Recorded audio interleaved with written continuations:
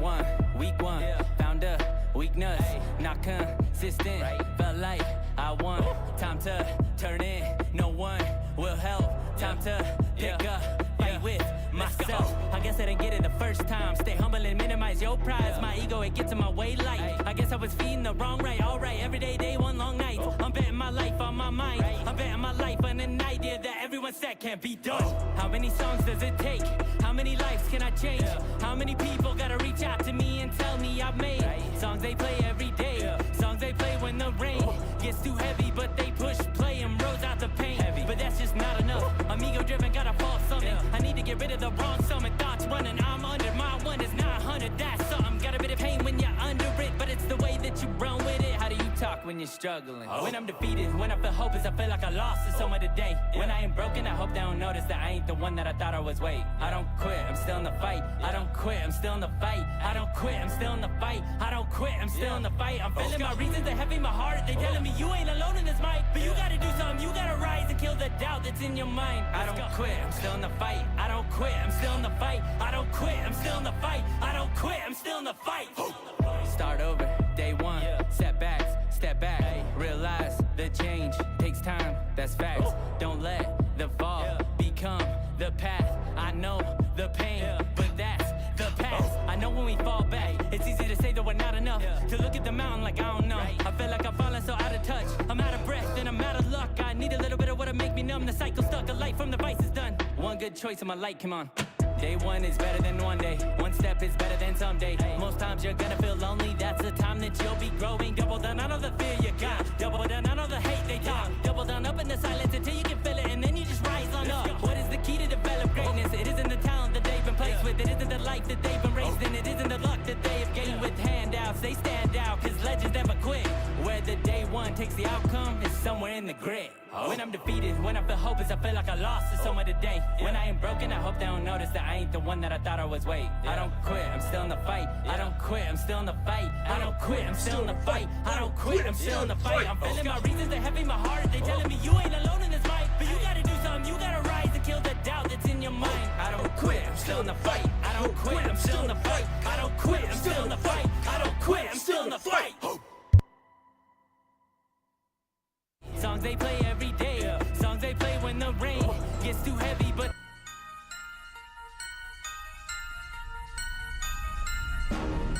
Ice up, son, what's up? Ice up, son, what's up? Carolina, keep pounding. Carolina, keep pounding. The Panthers on a prowl will continue driving down the field to the red zone. We just got a first down and 10. Smitty on the loose, wide open Ted again. Stack 6 more on the board, looking like a win. With the 6-game winning streak, put them out their misery. Brady wanna cry when the ref threw the penalty. Panthers got a hot team, Patriots the enemy. Draw the first blood, different team than we used to be. Cam swerving through the traffic signal in a first down. Fans on their feet and the crowd getting really loud. Offense did a job off the field. There's a towel. Bank of America.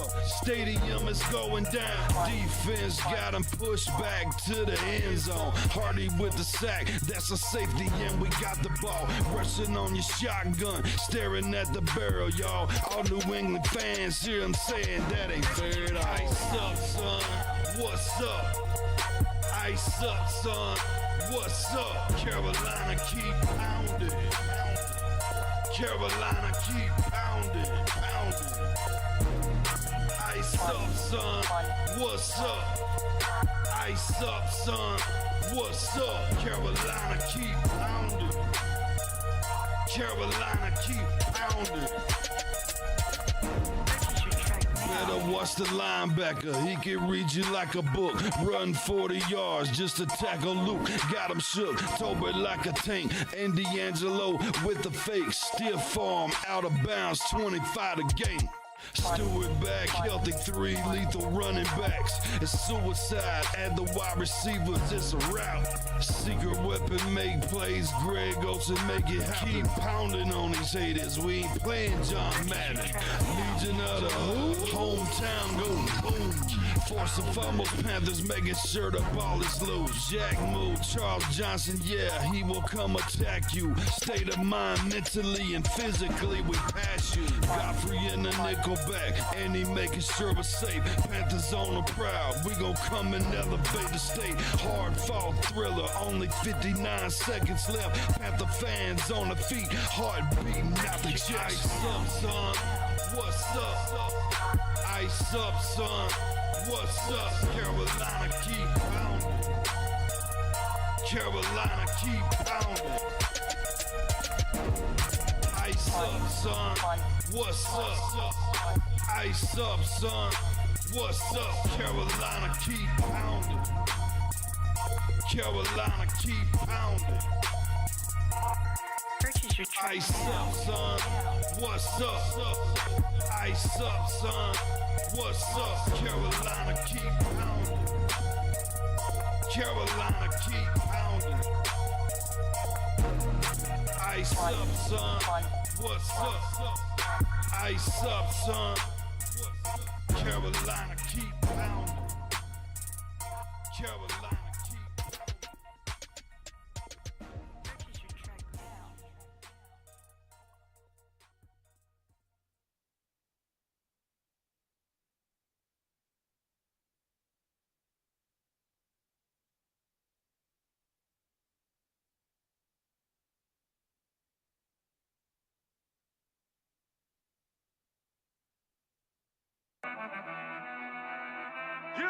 Yeah. Let's go. Cut it, cut right. Carolina Panthers. For life. It's on, baby. Let's go. Bah, bah, bah. This ain't a rebuild. This is a recharge. We under new rules. We got a new squad. It's time to ball out. It's time to go hard. It's time to ball out. It's time to go hard. This ain't a rebuild. This is a recharge. We under new rules. We got a new squad. It's time to ball out. It's time to go hard. It's time to ball out. It's time to go hard. Yo, this ain't a rebuild. This ain't a restart. It's more like a new look. It's more like a recharge. Cause we some ballers and you know that we used to win it. Playoff contention. Yeah, we contending. They talking about it, about my team getting tripping. As if it is over, as if we are finished. Like the offensive line, they gon' break all that pain when they battling inside the trenches.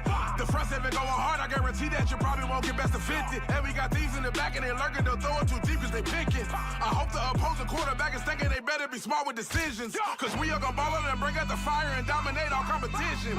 The mission is simply to beat all your rivals and stand tall within your division.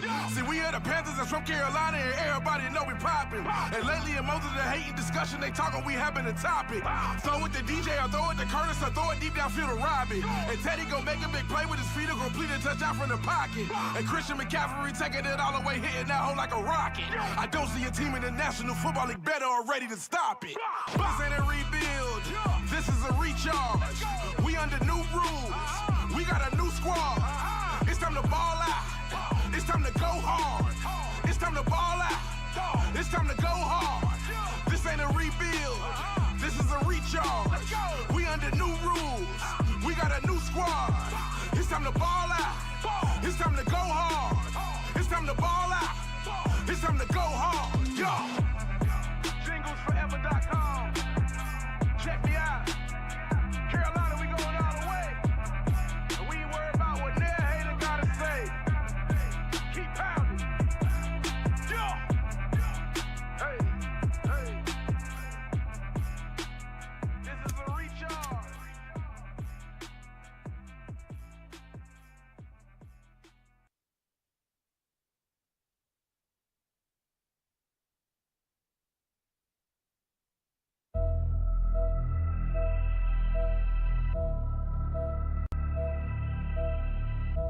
Alright guys, I want you to listen to this chorus line because this is Day one, what we week need one, to found do a right now. weakness, not consistent.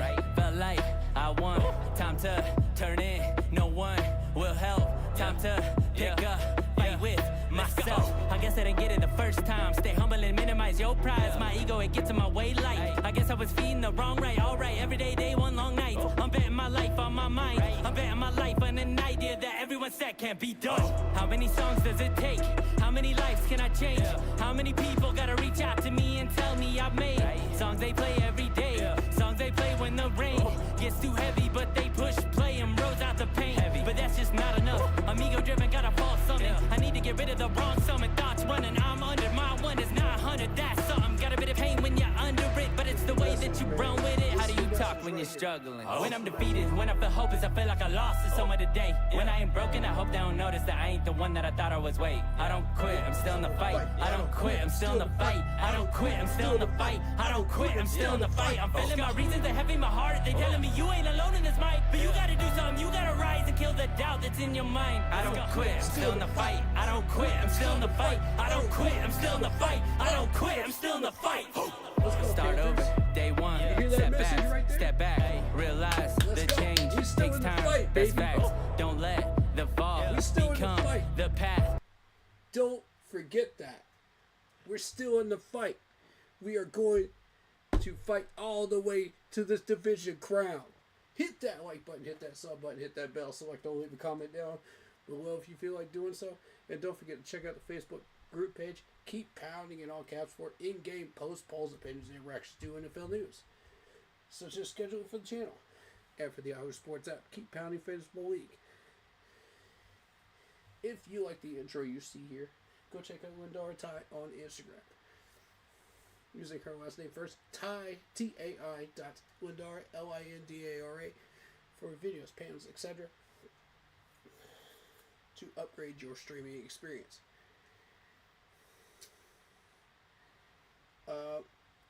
Don't forget to check out Monster Sub and Grub out in Spartanburg, South Carolina, for a tasty sub on game day and to celebrate the win or drown out your Panthers' loss, depending on what happens on Sunday. We're hoping for the first one, but go check out Vinny's Pizza out in Duluth, Georgia, for some delicious pizza and real Italian. It is absolutely delicious in enemy territory, of course, in Georgia, but absolutely tasty stuff. Alright, shout out to all the other streamers out there doing their thing. C3, Unk 2020, Big Cat, we got PMP, we got Black Cat Panther Podcast, we got all these other amazing streamers out there, Pat Coltrane, Carolina Bleeding Blue Podcast, and the one you're going to hear from in just a little bit, Blitz Ball Champ, who is going to be joining us, who is under our streaming umbrella. Come check us out. Tampa versus Carolina Week 16 preview is now underway. For the championship, baby. Ding ding! Let's go. Round one. I'm ready, y'all. I'm ready. Shout out Isaiah Isaac. He says, if we keep this win-loss thing up, we'll end up winning the division. Even though we lost the tough one, at least we're still in the hunt and not mock drafted. Facts, man. And the mentality right now is we cannot quit. We are still in the fight. That's the mentality right now. We cannot quit. We are still in the fight. J.C. Horn said it too. He said we've beaten tougher opponents this year. Yeah, we got to suck up that Saints loss, but we have beaten tougher opponents. So let's hang in there. Let's not quit. Let's stay in the fight. And let's get this championship. We got 2 rounds with the Tampa Bay Buccaneers. 1 at home, 1 away. One of us is coming away with this crowd. One of us is sitting on the playoff couch watching the playoffs. Which one's it going to be? How badly do you want this championship? How badly do you want this, Panthers? That's what it's going to come down to. We've sat here for 10 years waiting on a legitimate NFC South title. 10 years. Let that sink in. Let that pump you up, Panthers players.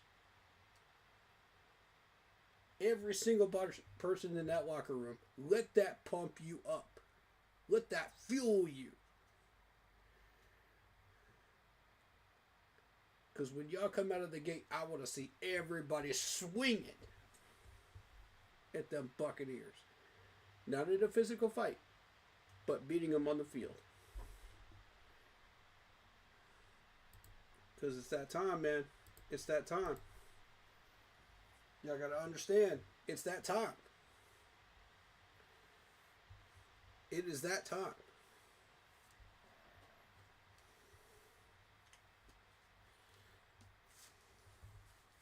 I got to rock my black hat right now because we rocking them black jerseys. All black. All black, man. Midnight black. We gonna show up in that stadium. We gonna let them know. We gonna let them know whose house it is. We gonna let them know who we are. We gonna let them know we coming for that chip, baby. And we ain't stopping until we get it. We ain't stopping until we get it. Because we don't quit. We are still in the fight for that championship. Even though we lost to the Saints twice, which we know we shouldn't have done.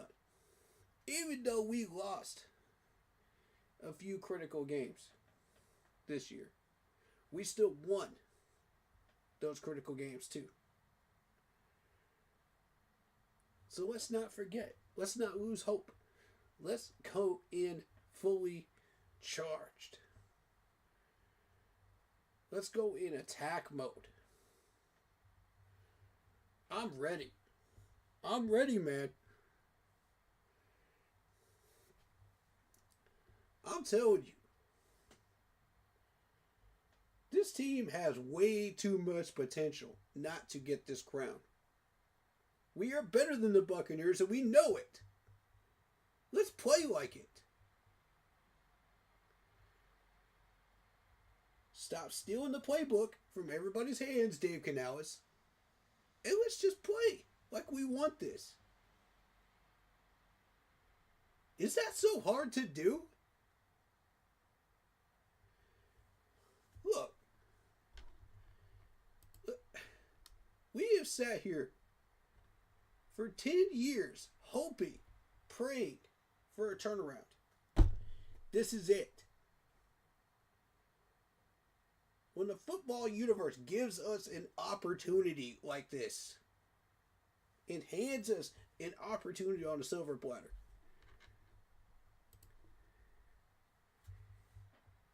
Are we going to go, nah, I don't want this. Let's maybe next year. Maybe next year. Or are we going to go, we know we have the talent. We know we have the skill. We know we have the players. We know we have the brains for this. Let's go get it. Which one are you going to be, Panthers? Which one are you going to be? Because right now, I don't think they even know what they want. And it is time to decide. It is time right now, right here, right now, to decide. Do you want a championship or not?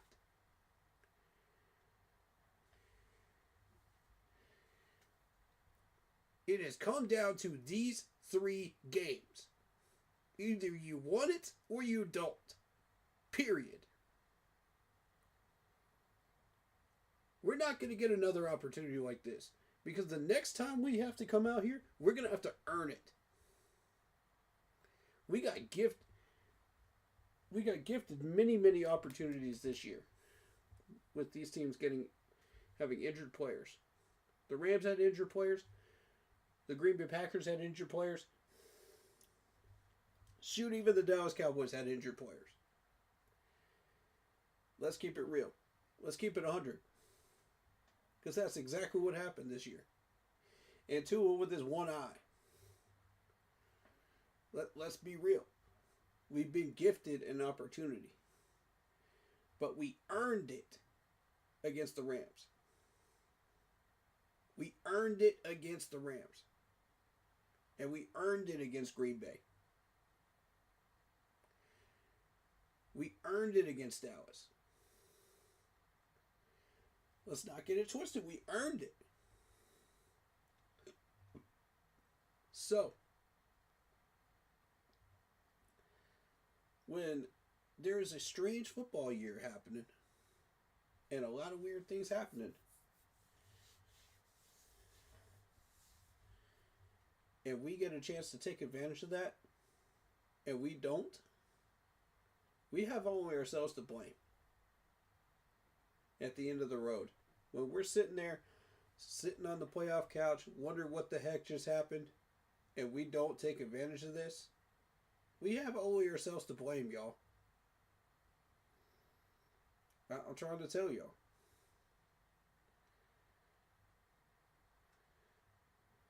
And today, this Sunday, we are honoring the great Sam Mills.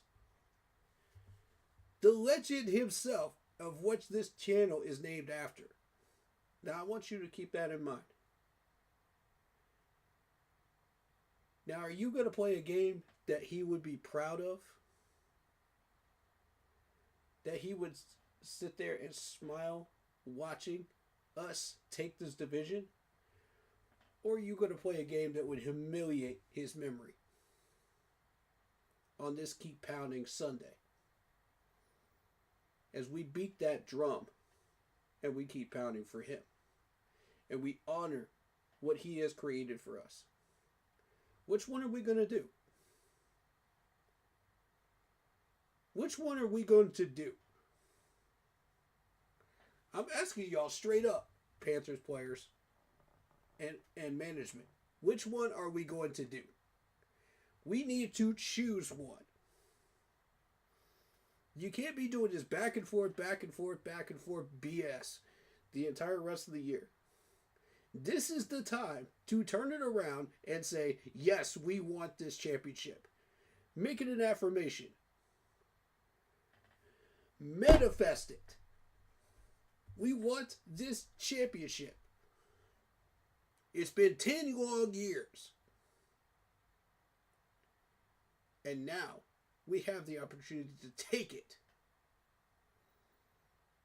Not have it gifted to us, take it. So it's up to you. What are you going to do with it? What are you going to do with this opportunity?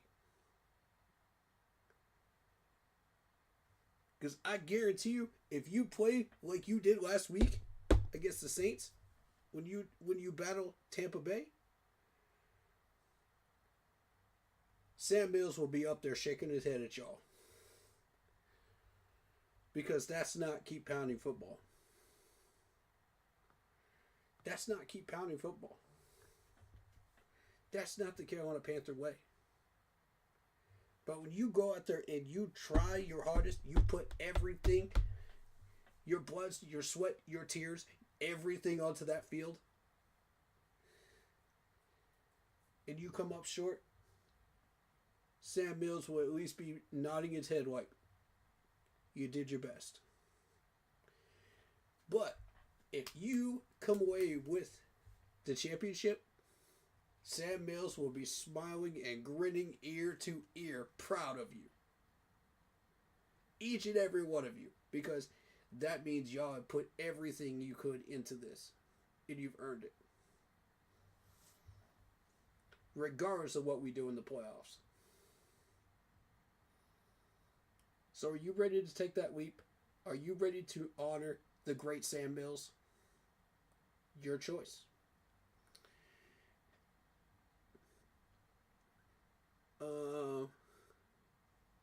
Luke says, what's good, Corey? In the name of Big Chief 82, love it. He says, let's go. Isaiah says, it would add to the strange year for us to sweep the Buccaneers and Falcons and get swept by the Saints. Wouldn't it, though? We're going to hear from Blitz in just a few minutes. I'm going to go grab something real quick. and I'll be right back. And by the time I am, Blitz will be ready to go. We'll get this thing started officially. Week 16 preview underway. Let's get it. I've got my Red Fro jersey. I'm going to be rocking this on stream today. You already know. Let's get it. Be right back, folks. Just 1 minute.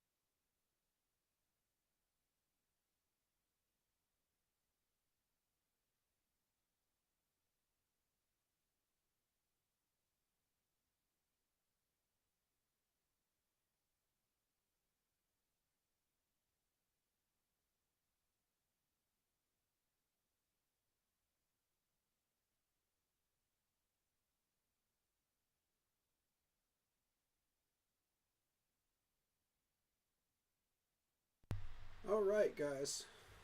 I am back.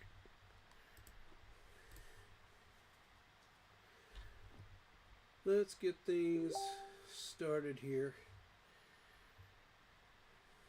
Alright.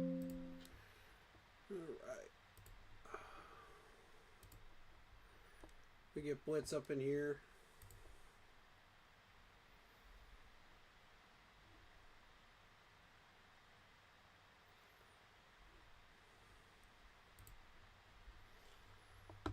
He's a defensive tackle. What's good, man? Hey, sorry for my tardiness. Oh, you're good, you're good? Man, I don't know about you, but I'm locked in on business tonight. Same here. Like, we cannot afford another loss. I got a message for this Panthers locker room today. And it comes in the form of a chorus line. What's that? I won't quit. I'm still in the fight. Oh, there we go. I won't quit. I'm still in the fight. Say it loud, chat. I won't quit. I'm still in the fight. This team is still in the fight. And as long as we are still in the fight, we will take this crown. Period. There we go. There we go. I'm fired up tonight. We will take this crown. Say it with me. Manifest it. Make it a fact. We got to go get it. This team has got to make a choice. We have been 50-50, 50-50 all year long. Do we want it? Do we not? Do we want it? Do we not? Quit playing patty cake and go take this crown. I'm sick and tired of this. We have the talent. We have the people. We have the brains. We have everything going in our direction. The NFL's trying to hand it to us on a silver platter. Take it. We earned our right to have this by beating the Rams. We earned our opportunity. We beat the Packers. We beat the Cowboys. We beat the Dolphins with a... Yep. We beat the Rams. We swept the Falcons twice. 2 times in 1 year. 2 times in 1 year. We've earned this opportunity. Nobody can say we didn't. Did these teams have injuries? Sure. Did we take advantage of them? Sure. Mm-hmm. But great teams take advantage of those opportunities when other teams are down. When they're knocked down for a short amount of time. This is true. And they make the playoffs because they have shown grit, determination, smarts, playing their brand of football. We have played our brand of football. It is time to take this crown back. It has been 10 long years in the Sahara Desert, and I'm sick and tired of it. How many other people agree with that right now? How many people's feeling that in the chat right now? 10 years. Waited long enough. As the famous Schaefer says in his music, I won't quit. I'm still in the fight. We're still in this fight, and it comes down to 2 rounds with the Buccaneers. Yep. And I'm a say this as well. Carolina, y'all haven't lost 2 straight since the first 2 weeks. Y'all better not repeat that. Y'all better not repeat that. And furthermore, we're honoring the great Sam Mills, who my channel is named after. And I'm honored, by the way, to carry on that name and that mantra. It's an honor and a privilege. So, believe me when I say this. Do you want to be the team that puts a smile on the great Sam Mills' face when he's up in heaven? When he's looking down and he sees us with a division title? Or do you want to be the team that loses to the Saints where Sam Mills is shaking his head looking like, that's not the Carolina Panthers. That's not honoring me and my memory. That's not honoring my mantra. Which one do you want to be? Choose one, because it is crunch time. This is it. You cannot. This is it. You got to choose. You got to choose, Panthers. I don't know what else to tell you. You have to choose. And honestly, when they beat that drum and they honor the great Sam Mills, it needs to be on like Donkey Kong. As soon as that kickoff lands in the end zone. Yep. It needs to be on like Donkey Kong. We need to come out there swinging like Muhammad Ali as a football team. I want complete football. We know we have the talent. We know we have the brains. We know we have the skill. We know we have the discipline. So what's stopping us from taking this crown? What's stopping us? What is literally stopping us? I think it's safe to say that's a rhetorical question to the Carolina Panthers locker room. Dave, Ajaro, I'm looking at you. What is literally stopping us from getting this done? How bad do y'all want it? Exactly. That's the main question. How badly do you want it? Don't tell me How the hungry Tampa are Bay you? Bucks. Don't tell me the Bucks want it more than y'all.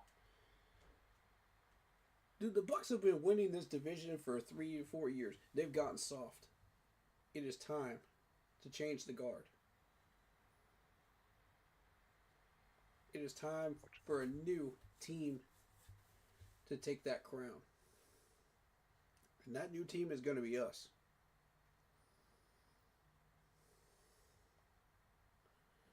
People can love us, hate us. I don't care. We're taking that crown.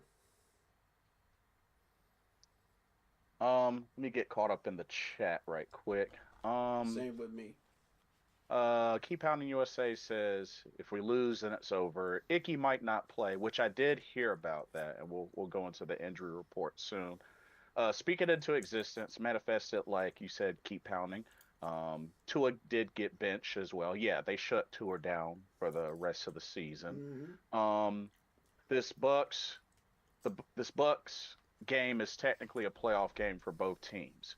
What's stopping us is themselves. Vietnam, welcome to the stream. Vietnam says, "What's up, fellas? Long time not listened to. I just want to be fair and throw a hot take at y'all. Let's see what you got. The Panthers are not ready for any prime time or playoff games as this season has shown us." That's Now, BS, and I can prove it with the Rams game. oh, well, I'll let you go first then. That's BS. I can prove it with the Rams game. I can prove it with the Dallas game. I can prove it with the Green Bay game. Yes, we have earned it. Give us a prime time. Go ahead. Vietnam says they were predicted to win 5.5 games, not to win the division or to go to the playoffs. And that might be the case. That might definitely be I the don't care case. what we were predicted as. And Point is, we're but here. my thing is, put it this way, Vietnam. You know, the chances are there. They're running out. But that's why this is an opportunity that Carolina needs to take. This right here, this is it. This is it. They're not out of it. And, you know, some may question whether indeed they are ready or not. But here's the thing. This is it right here. We can't say that they haven't been given plenty of chances. And this team is capable. They just got to do it. They just got to execute. They're very capable. Let me say this. Anybody could predict a record at the beginning of the year. And you could either fall short of it, or you can exceed the expectations, or you could be dead on. One of the three. But nobody could have predicted Dallas's defense was terrible. Nobody could have predicted Green Bay's defense would be terrible. Nobody could have predicted we would beat the Rams. Nobody could have predicted we would actually sweep the Falcons. You know, and these are opportunities for us to take this division crown. It doesn't matter what was predicted. It matters where we are now. This opportunity is here now. Let's see. So let's Vietnam seize says the. Oh, I'm sorry. Go ahead. Let's seize it. Vietnam says Rams game was at 1 p.m., which is true. Every 4:25 game or primetime games were lost. Hey, what's up, Tom? Good to see you. Welcome to the stream. He says we're still missing a true pass rush and an off-ball linebacker that can cover tight ends in the middle of the field. We do still struggle in the pass rush, although it did do a little something in the Saints game. I mean, they did pick up 5 sacks. Tom says, hell of a game so far tonight. Some great games this weekend. Go Panthers. It's in their heads. Vietnam says we have overachieved most definitely, but still all of our deficiencies will be brought to light, which that is a fair point. What was that comment about the linebackers again? So need an off-ball linebacker that can cover tight ends and the middle of the field. I agree with that. What was the whole comment? He said we're still missing a true pass rush and an off-ball linebacker that can cover tight ends and the middle of the field. Yes, I agree. Yeah. And Keep Pounding USA says, I heard someone say on the radio that Dave Canales is not a good play caller. We could definitely get into that tonight as well. Oh, I got a whole rant on that one right there that I'm not even going to get into. But you already know how I Um, feel about that if you've been watching my channel. yeah. Um, Tom says, I love that take. Don't worry about the past or expectations. Worry about what currently reality is. Carolina is definitely live with their fate largely in their hands. That is Exactly. true. Um, Phanom says, finally, Corey agrees with me. We finally found something, man. Hey, that's what's Hey, up. there we go. I knew we found something, Um, man. but I will say that this is it. This is it right here. Like I need to see Carolina go into this game and play a complete game of football. Mm-hmm. Um, Van says Canales can call plays, but I think he gets too gun shy. I couldn't agree Yep, with you more. absolutely. You know what? He's triggering me right now. He's triggering me right now. Finish your comments and I'll get into it. Tom says, y'all on my Bears yet, or do they still need to do more to prove it? Once they beat the Packers this weekend, there's going to be some serious noise about them. Well, it's like Respect to the it's like Bears. They've actually done enough to earn my respect, and I have to say I'm impressed. I was not only expecting them to do what they've done this year. only thing I'll say, I'll keep it very simple because I've been keeping an eye on them. Only thing I say, it's about time. Mm-hmm. Mm-hmm. Been a long time. And they got our boy DJ Moore on that team. And Caleb Williams looks legit. I'm not even gonna lie. That dude looks legit. Yeah. Keep Our pounding bad boy to USA. go on that. Keep pounding USA says, people say he's too gun shy, but then people wants him to run the ball. Which one is it? I mean, he's gotta learn how to go off momentum and what's working. You know, that's the thing with Canales. He's got to know how to continue a drive and go with what's working. And I really don't think he consistently does that. Um, Tom says it's excellent having meaningful football for your team in December, regardless of outcome. Mm. Um, Vietnam says it's about time the Bears put all of our draft picks to use. We gave him a ton. He's not wrong. He's not wrong. Facts. Okay. I like that one. You said you got comments as well. So Yes. Let me go through my comments and then I'll make my statements on Dave Canales and his play calling. I'll open that up. yeah. Yeah, it's gonna be a hot take, man. I'm telling you. I'm gonna come in hot. Mhm. All right, so Oh yeah. let's see where do we start from.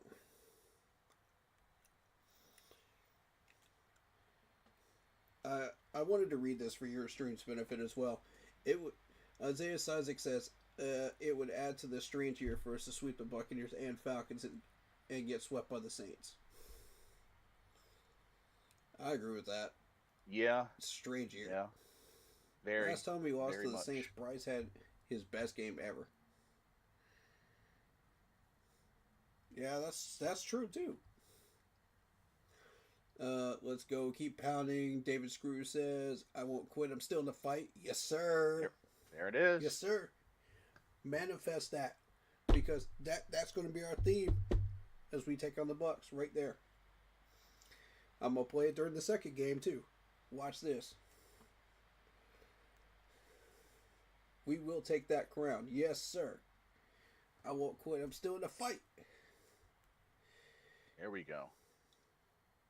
We beat the 2 top NFC teams. I'll be screaming lower level till I don't have a voice left. I'm bringing the noise on Sunday. Facts. I'll be joining you, David. I'll be joining you, sir. If you'll have me. Your boy T3 says, I do believe it. I do believe this team can do it. I feel that. There we go. Isaiah Isaac says, considering I was 14 last time the division was won, it's time to take it back. Holy cow, you were a teenager last time. See, that's how we know we need to get back on track. My God. 'Cause it's been too long. Oh my God. Shoot. Woof. Woof. Yeah, it's been too long. Woof. You sat there and watched a decade's worth of garbage football. Oh my God.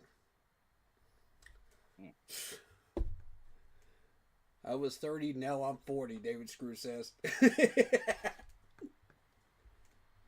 There it is. There it is. No soft play calling this Sunday. We need to put this team away quickly. Agreed.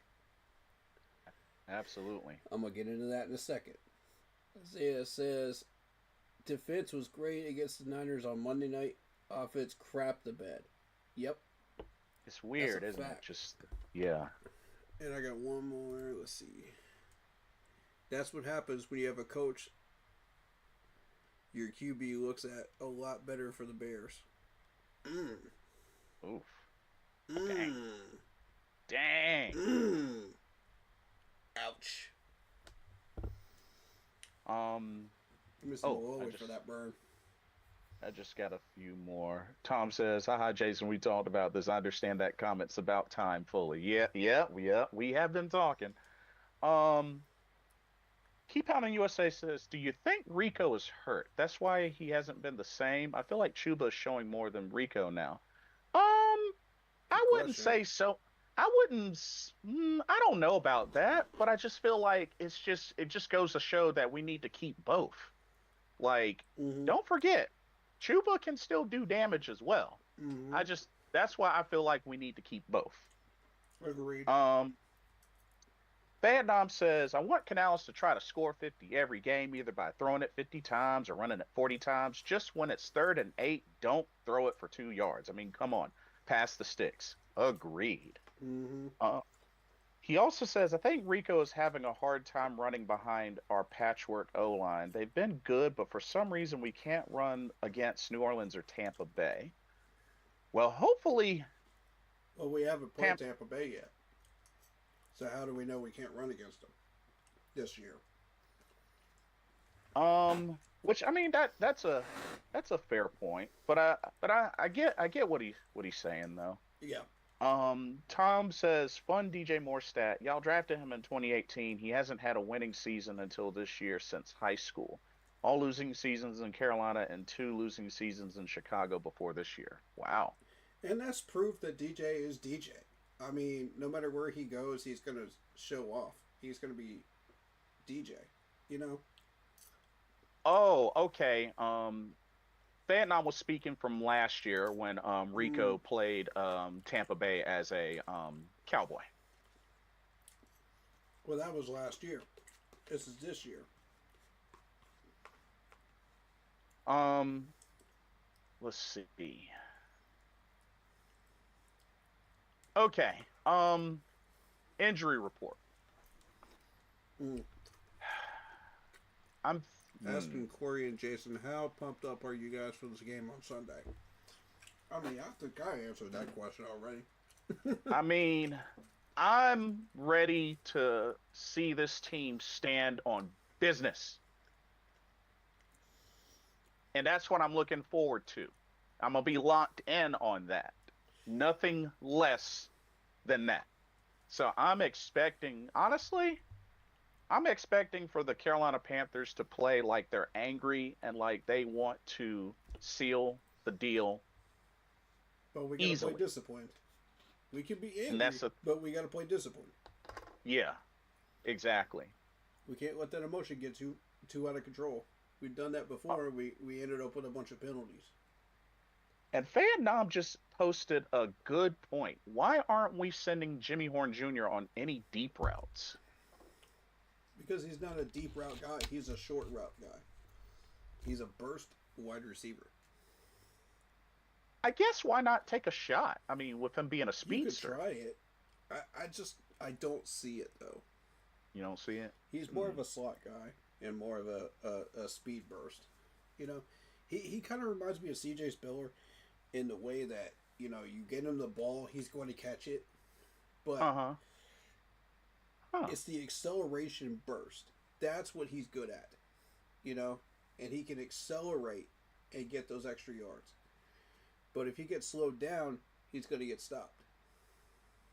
You know, if he faces a double team and he gets slowed down, that's it. You know, he doesn't have that big frame that all these other wide receivers do, size and frame. So Let's that's see. why he's going to work that much harder in the gym, you know, to build up those muscles and just get on the field and handle his business. Well, 5'8", 174 pounds. Yeah, see, he's Yeah. smaller than your typical wide receiver. Dang. He's smaller than what Steve Smith was. Exactly my point. That's Dang, I why didn't know he's he was being that used as a small. slot. Dang, I didn't know he was that small. I Mm-hmm. mean, I know Steve Smith was a small guy, but Steve Smith was at least what? 180, 190? But you could still use guys like that, like a CJ Spiller type, in screen plays. You can use them in counter plays, you know, jet sweeps, stuff like that. They can get them going acceleration wise, you know, and as soon as they start picking up that speed, okay, now I can start bowling people over. Now I can start pushing my way for an extra 3 or 4 yards. But if you I would don't like have to that see- acceleration, he's not going to do that for you. I would like to see his number get called more. That's for sure. I definitely would like to see his number get called more. But there are other times where he does show that upper body strength where he can wrestle people off of them. You know, and that's been shown in short yardage routes. So that's why we're using him there. Tom says 2 losing seasons with Maryland in college, a bunch with y'all in Carolina, a few with the Bears for this year. It's amazing to see. Came up a lot because of the players in Chicago that have been in the league a while are having their first winning season ever in the NFL. Yeah, that's really good for them. I'm excited for the fans in Chicago. They finally got something to cheer for. So it looks like Keep Pounding USA and Vietnam are all aboard the. See what he can do on deep routes. He's speedy and electric. Why not use him on deep routes? We haven't even tried to throw You him could on try it. short routes. And Vietnam's like, I'm telling you right now, he's gonna be a star. I hope he does become a star. I would love that. And Steve Smith was bulky though, and that's the thing. Like he was very bulky. You know, even though he was 5'9", he definitely. Oh, Vietnam says no. Let him demand. Let him demand a double team vertically, and that will open up things underneath where Bryce wants to throw it most of the time. Oh, like a gadget guy. But will they double team Horn though? See, that's the thing. They don't see him as that threat like a Tedero McMillan or a XL type or wide receiver. So they're not going to double team him. Like, he can demand it all he wants, but if you don't show him that you can do what these two are already doing, you know, you're not going to get that respect from defenders. You know, I'm picturing something. Walk with me on this one. I'm picturing like a trip setup with Jimmy Horn Jr., the interior man, and him leaking to the outside into a go route. Absolutely. here's the thing. I see it. Because You here's can the thing. encourage them to do this. He could always leak to the outside and then be in prime position for a screen, but to turn it into a go route, I wonder if that would work to get him an extra step. And if the protection's there, just a straight bomb down the sideline. I mean, yeah, I always encourage these players to take that next step forward, and try to become one of those players, even if they don't have the size and frame, because Steve Smith wasn't originally one of those players, but he took that next step, and he said, "Okay, I'm going to beat you in multiple ways, and I'm going to force my way down the field, whether you Yeah, like it or not." So he built himself up, and he did it. So, I always encourage players, no matter how small or non framed you are, you have the opportunity to push yourself, in the weight room, get yourself ready, and then go out there and show people, okay, yes, I am not just a one trick pony. I can do this too. I can yeah, also do this, you know, multiple because uses. my whole thing, Jimmy Horn definitely has the speed and whatnot. The main thing I'm a little kind of hesitant about is just his weight. Mm-hmm. That's the only Exactly. thing. Because 174 is kind of small in the NFL for a wide receiver. And that's exactly why he's not able to push past these double teams and these stronger guys when you're one on one. So what I would encourage him to do is hit the weight room and try to bulk up and beat these guys. Become that next level wide receiver. Break through your glass ceiling. Interesting. The all-time smallest wide receiver to ever play in the NFL was a guy named Trendon Holiday. Hmm. He was he was 5'5", 166 pounds. About my size. But it's Wow. 160 pounds of pure muscle, though. I've got a gut. And he was But, actually drafted. He was I drafted six mean, he was actually drafted sixth round of 2010 draft by the Texans. mm, Oh, hold up. He was actually the punt return yards leader of 2012. was he? Hmm. Yeah. Huh. Wait a minute. Why have we not put Jimmy Horn Jr. on return? We have. Oh, we He's a have. third stringer on returns. I would consider bumping him up, That's what giving I him a was shot. thinking. Hmm. It's not that I don't like having Trevor Etienne back there. Right. It's the fact that, oh, we have to do something with Trevor Etienne, so let's put him back there because he's otherwise we can't keep him on our 53. Uh-huh. That's what's going on with that. So that's why he's getting the bump instead of Jimmy Horn, who should be getting that spot, in my opinion, and actually doing something with it. But see, also Trevor has bigger frame and is stronger, so he'll get those extra yards that Horn won't. Right. And apparently he was named All-American, um, first team All-American Athletic Conference, AAC, as a kick returner in college. So, yo, Carolina special teams. Why not give Jimmy Horn Jr. a shot? Maybe bump him up the depth chart. Let him return a few. But, you know, I digress. I'm Like I said, okay with where it is right now.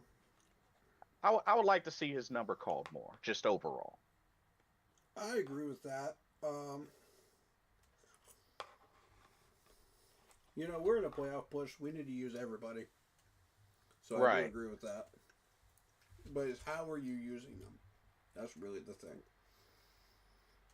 So we got some very interesting names for this injury report, especially for the Tampa Bay I'll let you go Buccaneers. through the injury report, and then I'm going to talk about Dave Canales because I think that's what everybody's waiting on.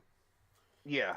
So for Tampa Bay, um, Mike Evans is questionable. He was a non-participant today. Um, Levante David was questionable. He was limited today. Those are the main two names. Mm. Um, they got a bunch of names on injured reserve. Nobody well known though. But if Mike Evans plays, watch out. That's whew. Not only that, I do not If he want Mike. plays, I want J.C. Horn on him I don't want constantly. Mike Jack. I don't want Mike Jack anywhere near Mike Evans if he plays. Agreed. Or Nick Scott. Right. I'm gonna tell you right now, Jaro, if you have Mike Jackson as the main covering Mike Evans, you need to go. You need to go. Agreed. You need to go. You're You need to go. immediately on my hot seat if that's what you're doing. So Tedero McMillan was limited participant. Ooh, Chris Godwin did not practice on Thursday. Oh, dang, I missed that one. Tyke Smith, full practice. He'll be playing. Watch out for him. Okay. He's a very dangerous safety.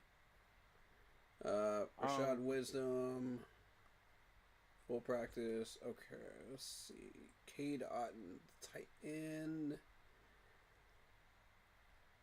Let's see. I don't know who Dennis is.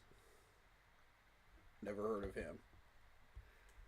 Or Wisdom. Me neither. I know who JC Cade had Otten is. JC had a rest day. Mm-hmm. Let's see. Wharton So did not practice. Icky did not practice. Ooh. Well. So let me check our depth chart. Let me see who we have backing him up before everybody panics. Let's just see what's going on here. We don't have a name listed. That's not good. So is it going to be Jake or Nick? Or Yash? One of the three is going to be backing up Icky over there. Which one of the three? My bet is on Yash. That's what I'm thinking. It probably is going to be Yash. Yep. He's the only one that really plays full-time tackle. Yeah. But can he play left tackle? He did have a strong game against the Cowboys. That was a game that he broke out. I was impressed with that. So. Oh, they said Yash. Jeff just said in chat. So. Oh, it is Yash. Okay. Yeah. I figured as much. Fair enough. Tom said Stafford is insane. He just made an insane throw. No hate that Drake made, but Stafford is the truth this season. Oh, he'll be in the MVP voting, that's for sure. We were the only team to make this dude throw 2 picks in one game. And fumble it. This is true. Let's see. Damian Lewis, limited participant. He had an illness. Taylor Moton was limited participant. Trevin Wallace. Welcome back, David Moore. Full participant. Okay. Now, does that mean they're going to be benching Hunter Renfrow? Well, he had been inactive for a while. So. Okay. So they will be building David Moore in. Most likely. Probably to see what he can do. I mean, we haven't even seen Bryson Tremaine in a while either. But I think ever since Jalen. My whole thing with David Moore is this dude will stop in the middle of a route and not do anything. He'll just stand there like a statue. That was my big problem with him. If he can break that habit and he can just freelance it and just get open, follow the quarterback's directions, get open, And Bryce has to do his part. He has to lead him. You can't just stand there and expect him to get open. Too, as a quarterback, you have to lead your wide receiver. So, arm movements, tell him where to go. Yeah. So he doesn't stand there like a statue. You got to guide him. It's like a shepherd guiding a sheep. Which I hate the fact that he has to do that, but I mean, David Moore, you should be doing that yourself. True. This is true. So if he can break that habit, I could see him becoming successful in this offense. He does have hands. He does have the ability to do things with the ball. So show me that. And then we'll know. Yeah, well said. Well said. For reals. But yeah, that's the injury report. But hey, I mean, for the most part, not too bad. For the most part, not too bad. Okay. I believe you wanted the floor next to go in on Dave Canales. Take it away. Shout out Jeff in chat. He says Bryce got 2 flags last week. Bryson Tremaine. Well, I mean, did he really? Everybody got flags last week, though. Let's be fair. Yeah. Everybody I mean, did. 11 penalties solely on the Panthers, so, yeah.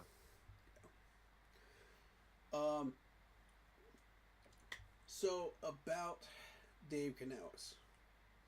Now, for those that don't know what I'm about to get into with Dave Canales, here's the thing. I'm going to prove to you why these playbooks are being used the way they are this year. And you're going to see it in the scoreboard.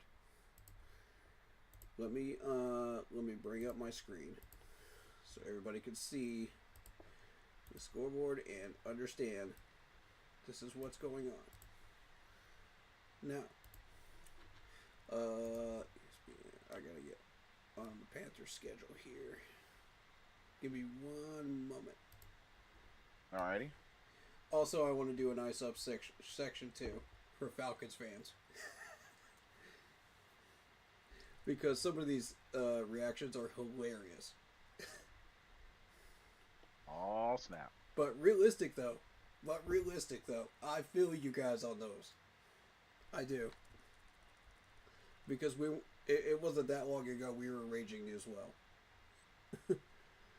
Alright, so now as we start taking a look at this schedule, this is where we started to find ourselves, was against the Falcons here in week 3. Okay. This is where technically it was last year. Bryce Young started screwing around with the playbook, and started to take control of the playbook last year. And that's why we started to win games. Dave Canales, and this is about control. This is control. And it's his ego. His ego will not allow him to stop trying to control the playbook. Because he's head coach and because he's an offensive coordinator, right?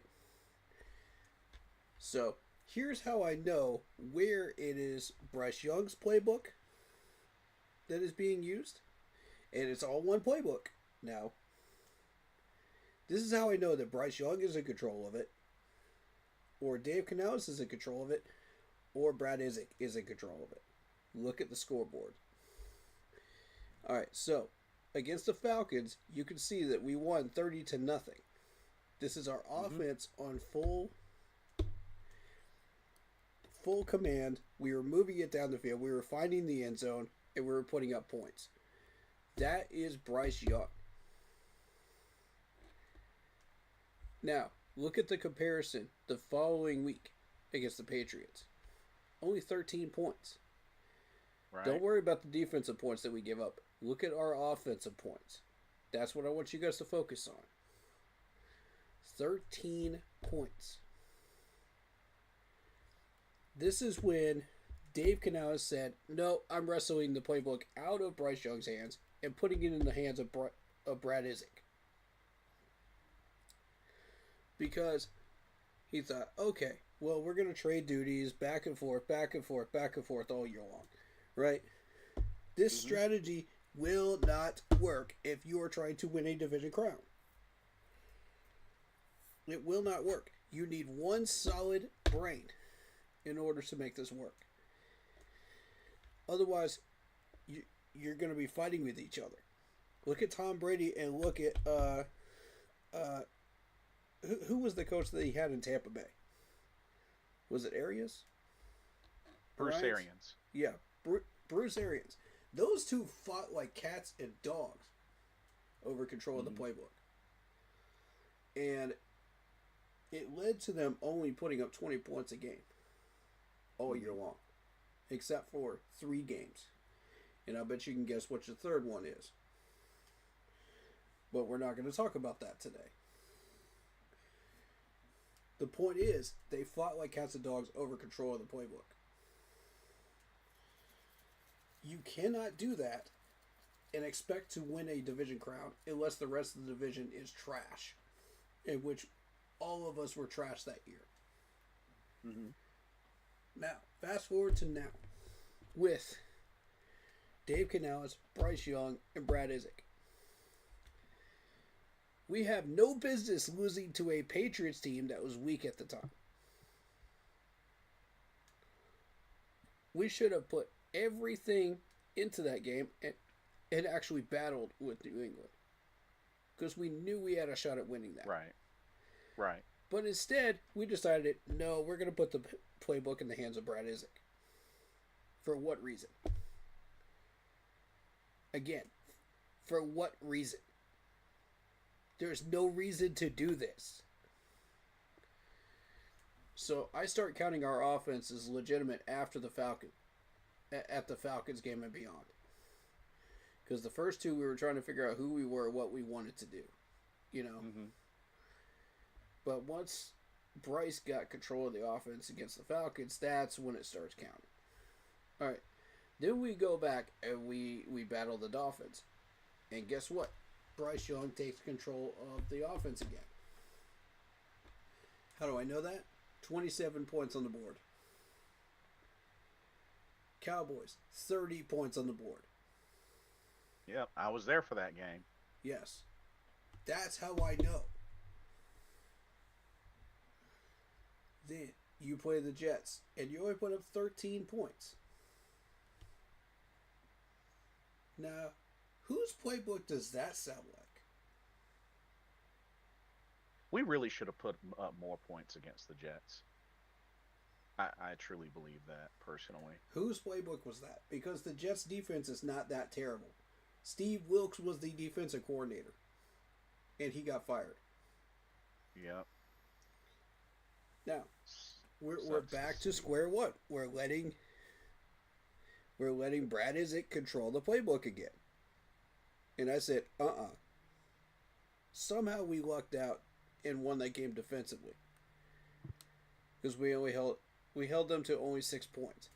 And mind you, this defense is playing out of their mind this year. To hold Justin Fields, who was red hot at the time, to 6 points, you're doing something right. This defense has been carrying us the whole year, except when Bryce Young was in control of the playbook. And I'm going to prove that as we go along here. Then we take on the Bills. Now, we all know that this Bills team is fully loaded. This is a very, very dangerous Bills team. And we said, okay, yes, I don't mind losing to the Bills. You know, put up a decent fight at least. You know, or don't. It doesn't matter to me. We're taking the L to the Bills anyway. You know, so that game, I don't care who runs the playbook. It's not going to matter. You're not beating the Bills. Even if Bryce did run the playbook, we're still not getting 40 points. It's not happening. We maxed out at 27. We actually maxed out at 30 against the Cowboys. So, to think that we could get 40 against the Bills, not happening. No matter who runs that playbook, it will not make a difference. So, you go in and you play the Packers the next week. Now, this is where I'm debating on whether this was Bryce Young's playbook or not, or Dave Canales'. Because Dave Canales tried to wrestle that out of his hands. And Bryce Young said, But you're facing up against a Green Bay defense that is very, very staunch. Yeah. Oh, yeah. On the D-line. But the secondary, complete dog water. Yep. Complete dog water. And we took full advantage of that in the wide receiver column. You could see it in that game stat. That's why I'm saying I'm not sure who was fully in control of that offense at the time. Because we could not find the end zone. Because they have a very, very good red zone defense. They made us punt a lot too. So it was really a field position battle in that game. More so than it was about moving the ball down the field and getting the points. It was a field goal game, really. So let's just call that one what it was. My theory is that it was half and half Bryce and Dave Canales running that playbook at the time. And let me go into the box score here to prove this to you. Because look at our wide receiver core. 11 catches, 102 yards, 19 targets.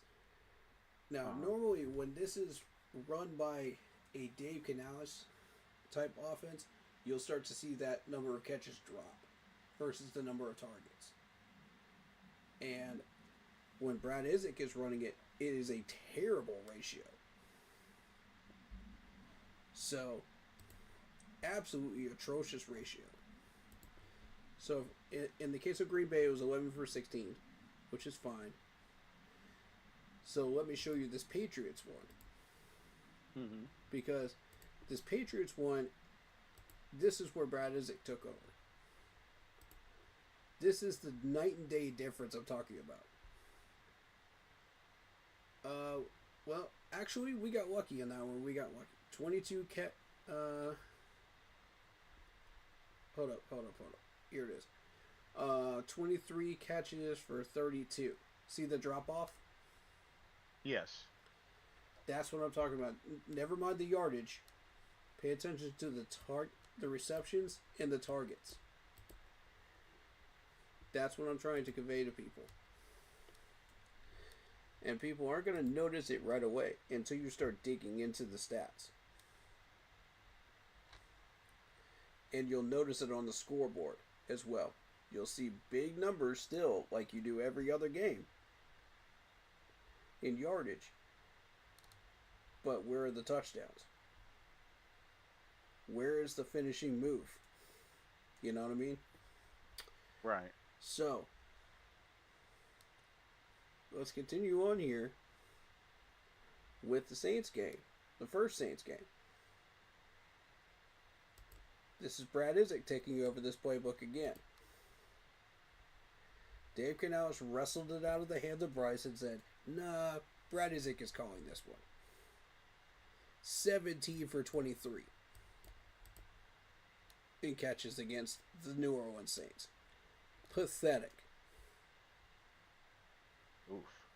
Pathetic. Against the Saints, that 124 in yardage should be a lot higher. We should be hitting 200 at least, bare minimum. And 0 touchdowns? 0? In the wide receiver column against the Saints. 0. That's how I know it's Brad. Because nobody runs the most basic plays bare bones plays that a 10-year-old could figure out on Madden playing the first time, except for Brad Isaac. So then we come back. Bryce Young gets control of the playbook again. And he says, all right, it's time to win again. Here's 30 points on the board. Proof. On the scoreboard. Proof that Bryce Young was running this offense. You can't make this up, folks. Against the Falcons in the dome. Can't make it up. This is the one where Bryce got 448 passing yards. 31 for 44 in targets and catches. And guess what? We got touchdowns out of it. We got 3. From guess who? McMillan, Xavier Legette, and of course, your favorite. So, now, coming out of the Falcons game, what do we do then? We play the Niners. Dave Canal says, my ego is bigger than my willingness to win. I'm taking this playbook back. 9 points. 9 points against the Niners. Defense did their job. They held them to 20. But we had 9 points. Defense was getting takeaways, too. Look at this again. 18 catches for 27 targets. This is how I know it is not Bryce Young. That is the problem here. This is a pattern. I'm demonstrating a pattern. And it's a very bad one. So then we take on the Rams. Guess who is running the offense again? Bryce Young. Because guess what? We got 31 points against the Rams. That was a solid game. Yes. We had 15 for 20 catches versus targets. See how more accurate that is? Oh, yeah. That's when Bryce Young is running this offense. We're throwing it down the field. We're making moves. We're doing things that move the chains. Right. Instead of this lazy check down business that costs us third down, 3 and outs. Oh, let's punt some more. You know? We go into the Saints game. We score 17 points. Now, this is Dave Canales running this offense. Right.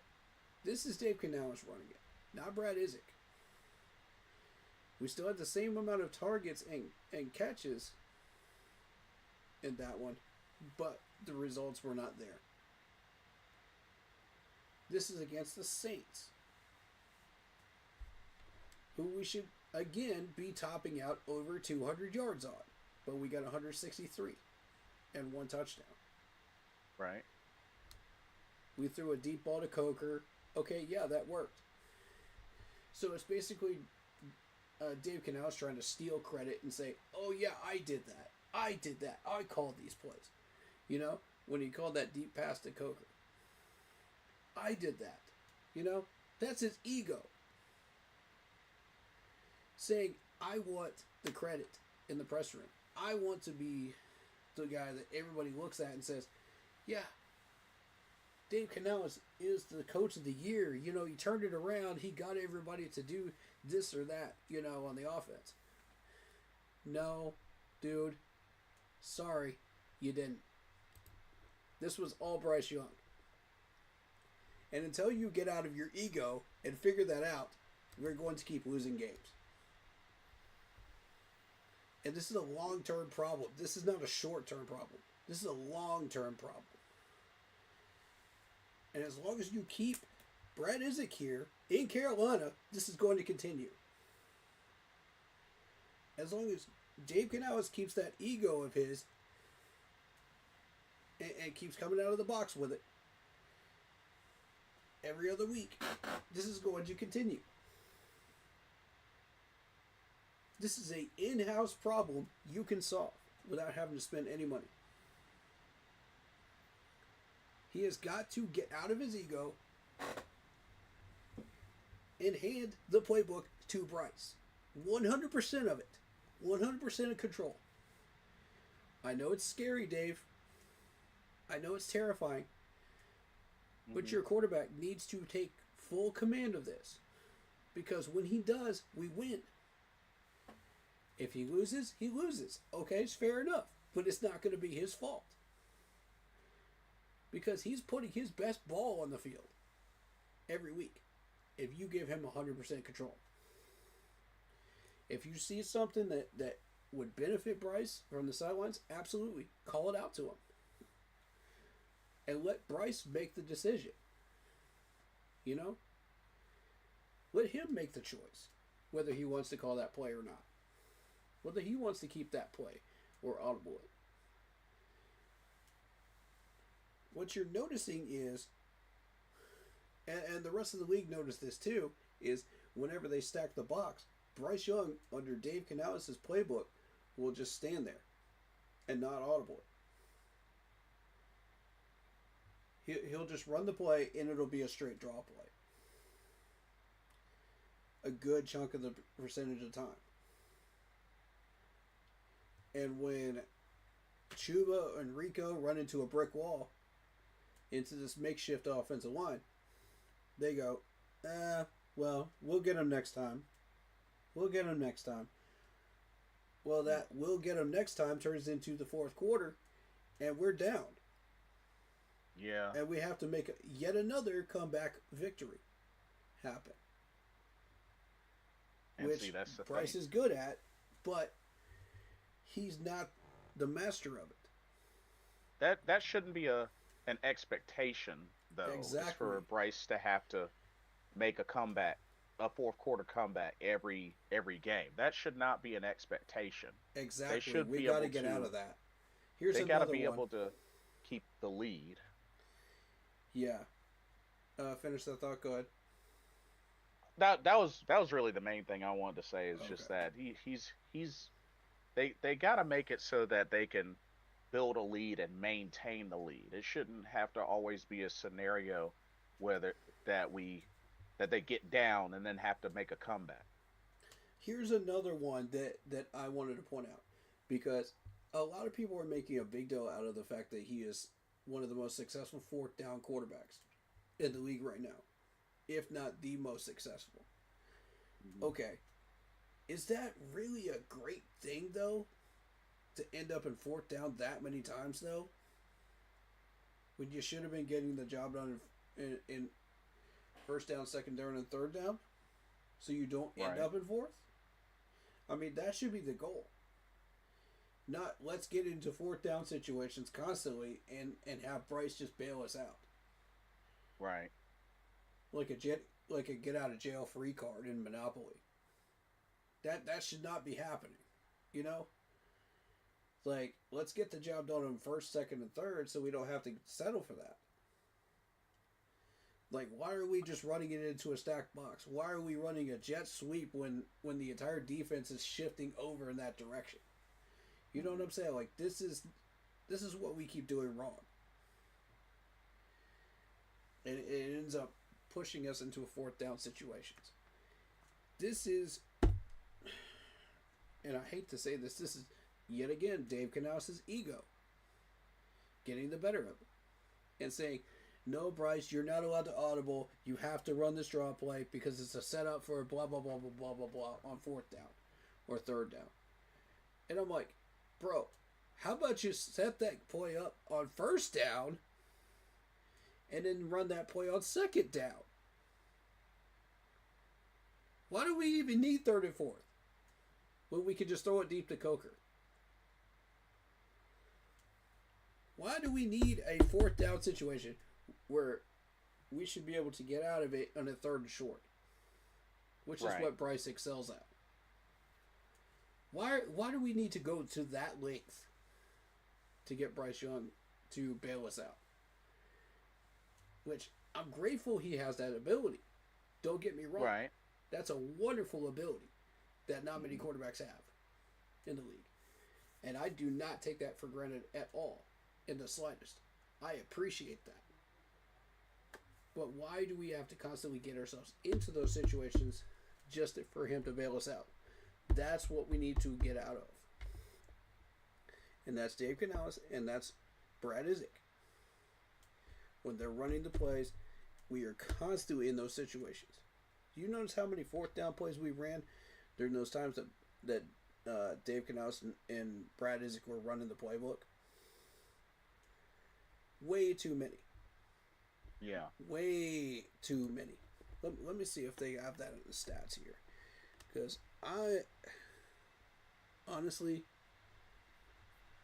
see if you can find it. Because I want to know how many fourth down percentage plays we've had this year.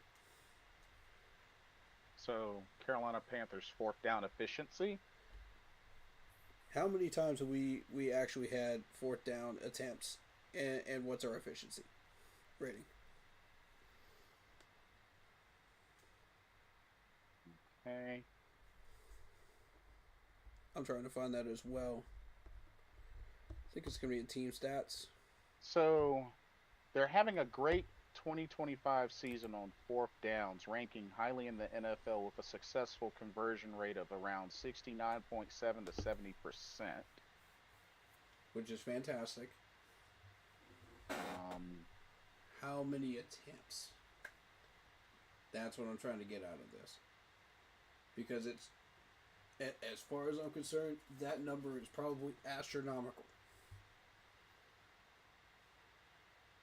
In those particular games that Dave and Brad are running the show.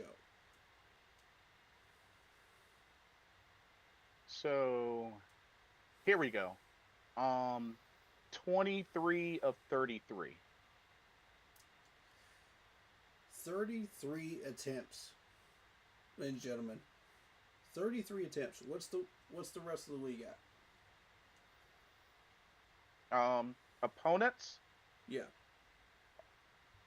14 of 21. Okay. That's the number I wanted to get at. 21. The rest of the league is sitting at 21. Fourth down attempts. No, this is as in the overall. that we are playing this year. Yeah, opponents of Carolina. Yeah. That's my point. The rest of our schedule is running 21 fourth down attempts. We're running 33. 33. Regardless of how many we make. That's ridiculous. Yeah. That's too high. That Dave is a lot. Canales, you are the problem. Whether you want to admit it or not, you are the problem, sir. And it needs to start with you, as far as solving it. Yeah. We cannot continue to do this and act like this is not a problem. You know? Agree. You're going to hear a bunch of people say, oh yeah, the fourth down attempt percentage is really awesome. It's great. It's fantastic. You shouldn't have been in fourth down to begin with. Right. Right, Coach? Right? Want to avoid that as much as possible. Right? This is football.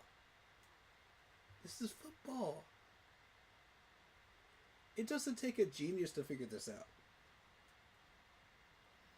It takes somebody that actually has football knowledge. Anybody. Yeah. So a couple of comments. Keep Pounding USA says, what do you think the keys to victory are?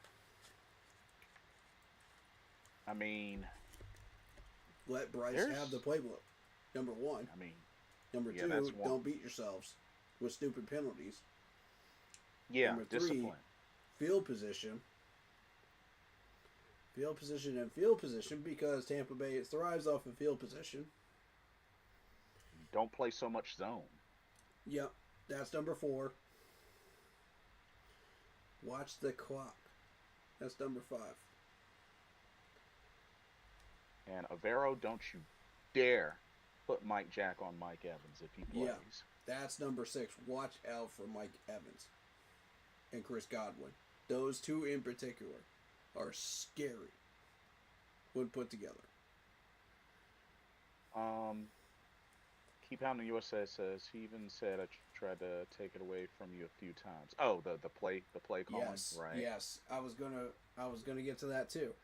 Yeah, Vietnam says that was his superpower, his decision making and accuracy. Control like Peyton Manning, Drew Brees, Tom Brady, the GOAT had over the offense. yeah. I mean, when you're talking about Tom Brady and Bruce and that chemistry or lack of chemistry, you're talking about Tom Brady here. Why would you try to wrestle the playbook out of Tom Brady's hands? Right. Like, you have to be football intelligently dumb to try to do that. Right. Shout out to Jarrett. He just got on. What's up, Jared? Anybody that tries to wrestle the playbook out of Tom Brady's hands, if you're a head coach, is dumb. Yeah.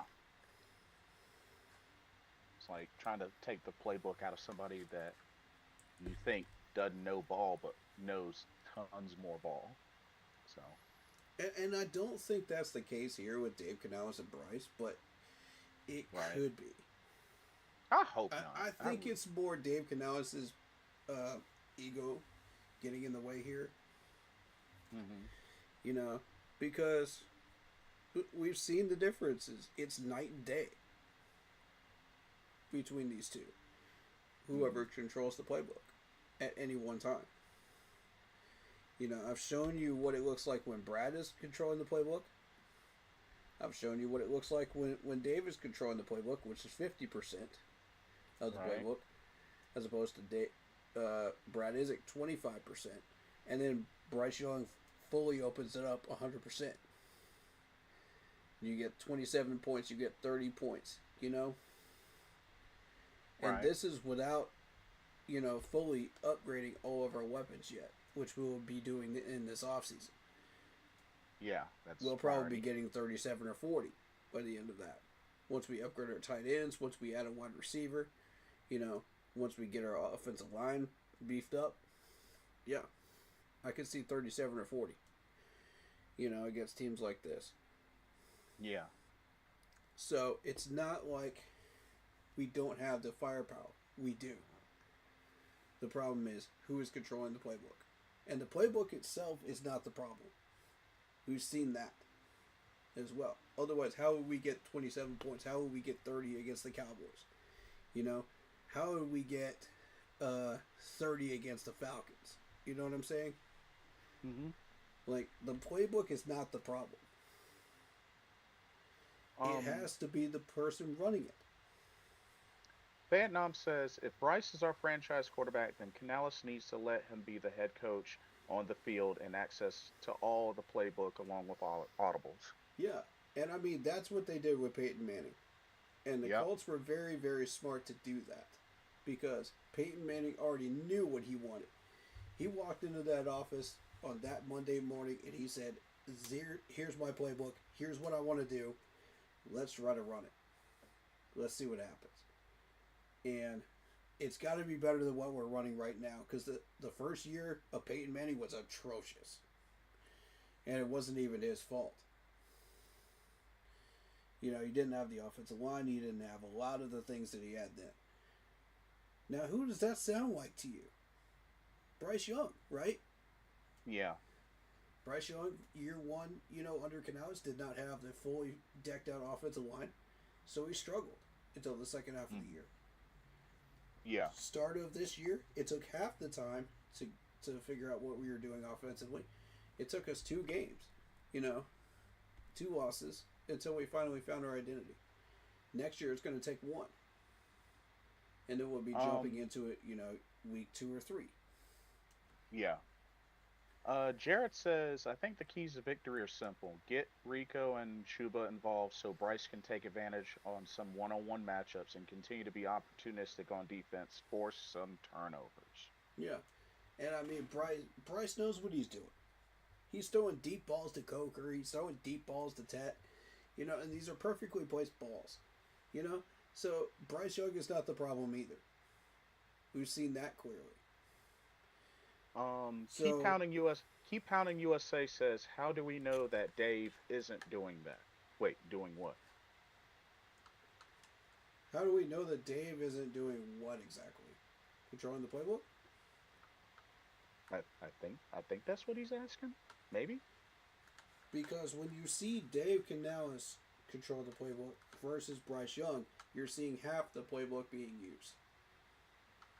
Notice that when Bryce is running these plays, he'll be running all kinds of different routes with these wide receivers, you know, getting them open, versus Dave Canales, who will be doing with simple checkdowns, simple stuff, you know, 2-yard routes, you know, stuff like that really just doesn't get it done. You know, he's too soft with his playbook. You know, yes, you'll see an occasional deep ball. You'll see something that worked with Bryce Young being integrated into his play calling. But typically, it's way too seldom. Oh, okay. He was talking about how do we know that Dave isn't giving Bryce the playbook. Yeah. Okay. Fan Nom says, I think the only key to victory is winning the trenches. We were bullied by the Saints in the run game. The winner of this game will control both lines of scrimmage. Hey, that's a good point. And yes, that's the other part of it. The offensive line has to win the battle on the line of scrimmage. Period. In any situation. Regardless of who's running the playbook. Yeah.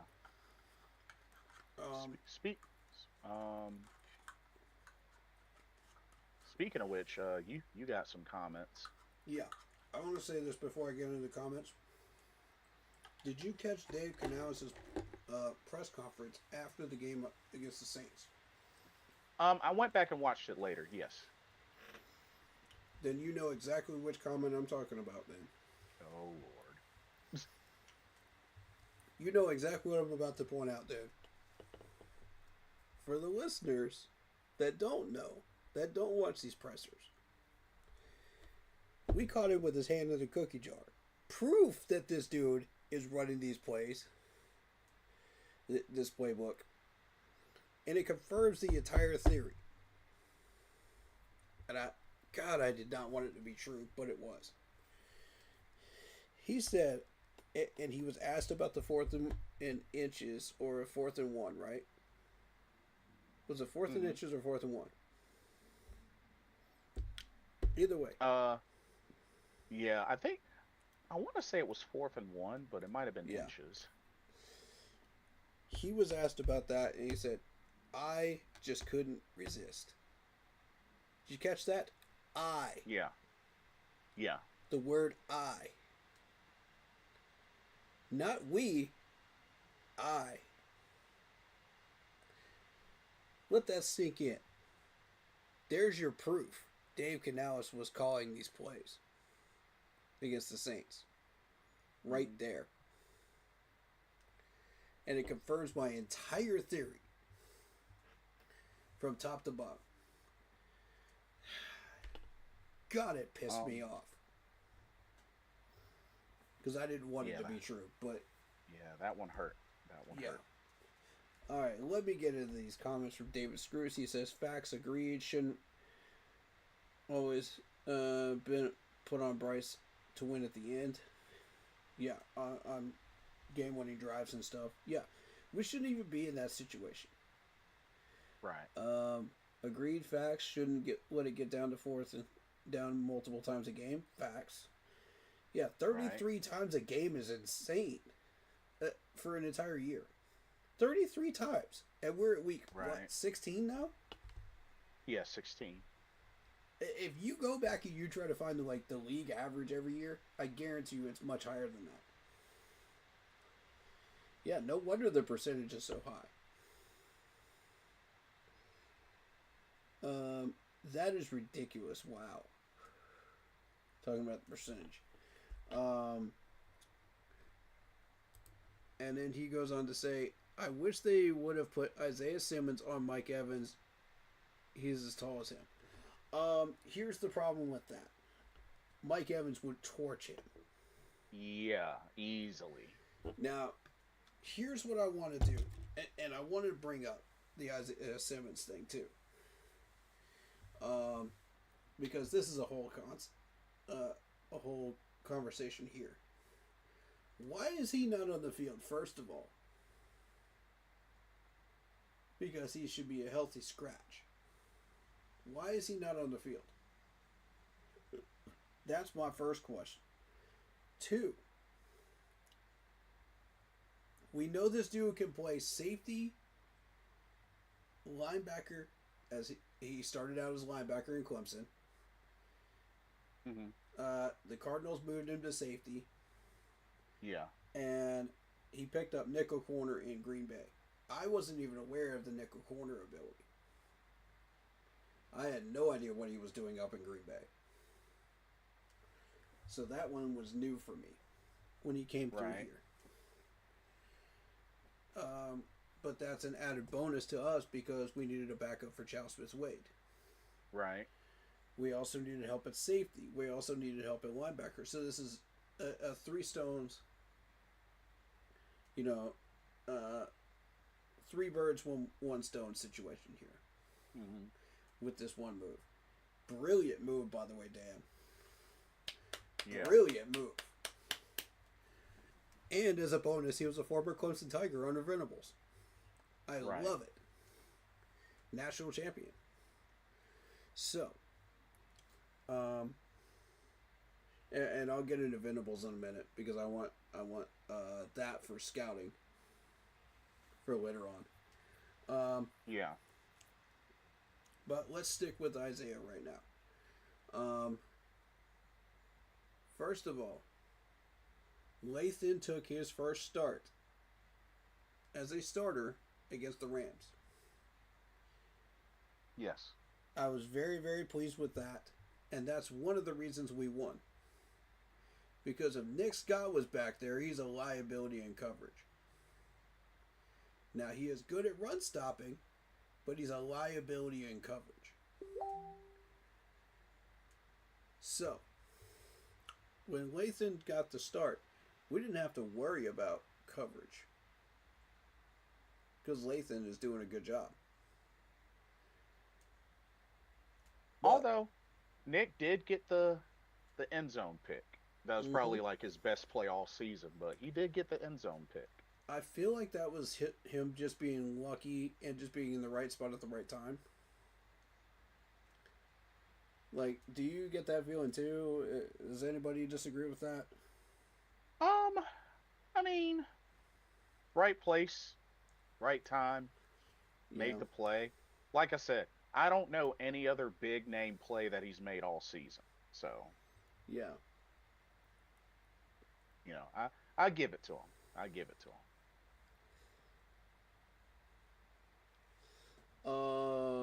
David just sent me something in chat. Isaiah Simmons has elite speed, 4.39, 40-yard dash, and athleticism to match Mike Evans' physical tools, but consistently covering a big, savvy receiver like Evans is tough.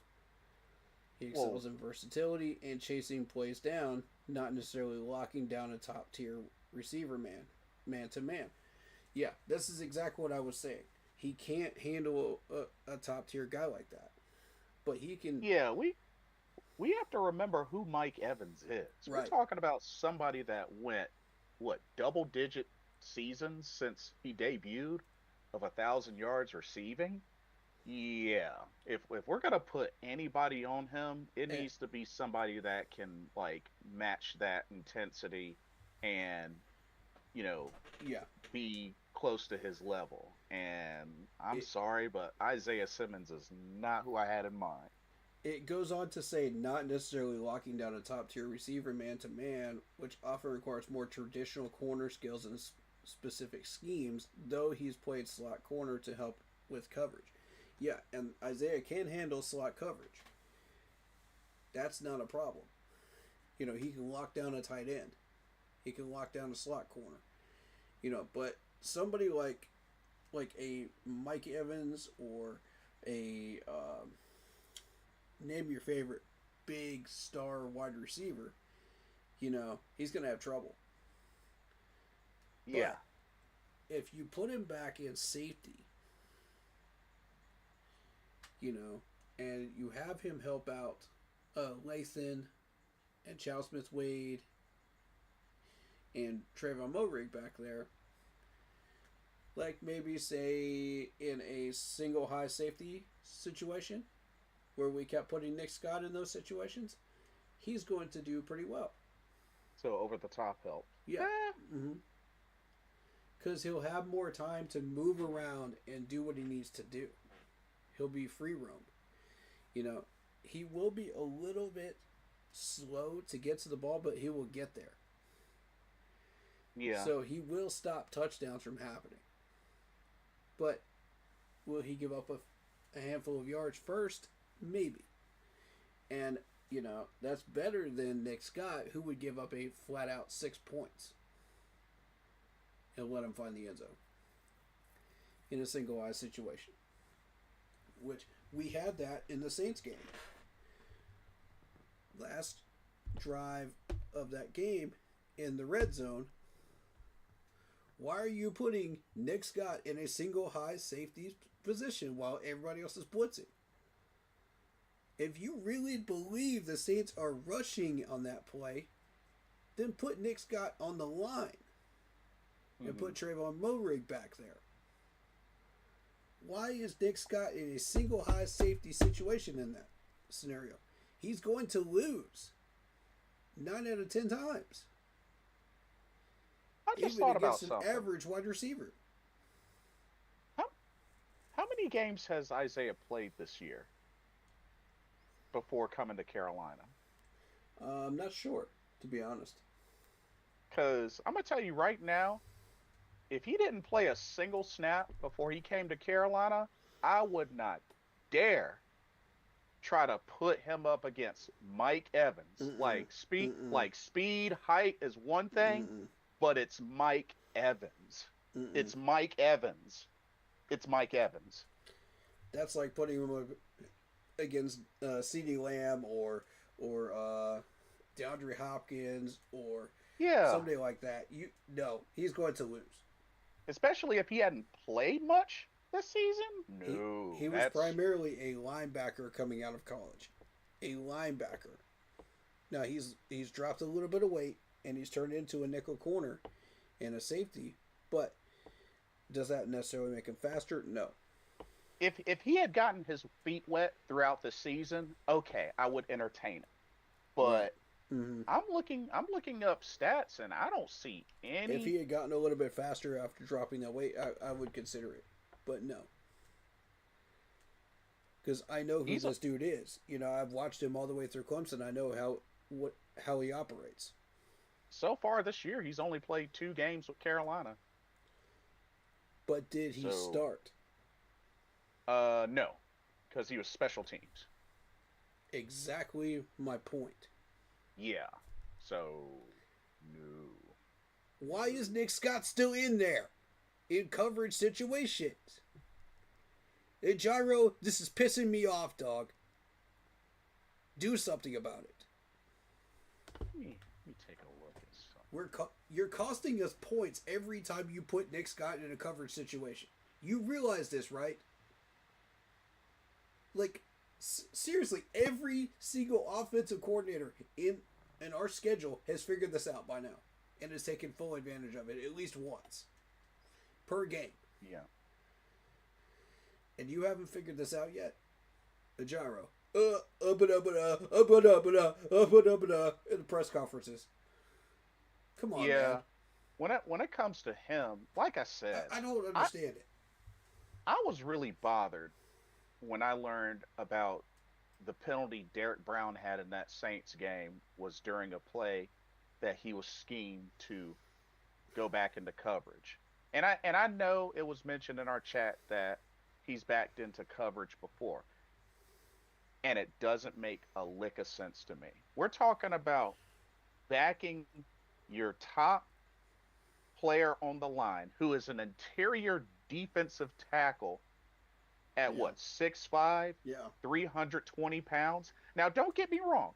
I'm not saying that Derek Brown isn't athletic. He has chased down a quarterback before or Right. a player on the run. That's happened. That's Mhm. obvious. Mhm. But you're going to have somebody that's your best interior D lineman who is known more so for his run stopping, and you're pulling him into coverage out of the 3-4 when you already don't have a strong pass rush, and they're not exactly takeaway heavy as well. Makes no sense. Right. You do not put a defensive tackle back into coverage. I could understand if it was like an edge, like Julius Peppers. He's Mhm. played coverage before, but for obvious reasons, you know. Mhm. But Derek Brown, what Ajaro, what are you doing, dude? Like, no, no, like what? He he has no bit, and this is no shade to Derek Brown. I like Derek Brown. He's been getting better every season. Yep. He has no business being schemed to back off into coverage. I don't care if he's done it Agreed. once. I don't care if he's done it once out of 1,000 times. I don't care. He has no business being schemed to go back into coverage. Period. Yeah, I completely agree with that. He needs to be stopping the run. That's his main job. Um, let's see. The Jared's Rams and Seattle game is getting pretty tight right now, and I favor the Rams. I think they're a stronger team. The difference between these two teams is Sam Darnold has thrown 2 picks now, but they are Ooh. 2 points behind the Rams right now. 6.5 to play. Oh, it's close. Yeah. Um, let's see. Jared says, I do worry about zone coverage when our pass rush isn't great. Can't give Baker Yes. time. Got Yes. that right. And that's the main weakness that we kept complaining about. The Gyro kept doing is, Yeah. oh yeah, once we have a lead, oh yeah, here comes zone defense. We had a Yeah. 7 point lead. With what, 5 minutes to go? Why are we running zone defense the entire drive? Not, not to mention, we get a sack. It's 3rd and 13, and they're playing prevent. Like, what? What? Why? For what reason? We're trying to keep them out of field goal range. And it's like, I don't understand. But, Never mind if the refs helped them, but still, point is, why are we running that? yeah. It's ridiculous. And you got to start looking at a gyro like, what? Care to explain?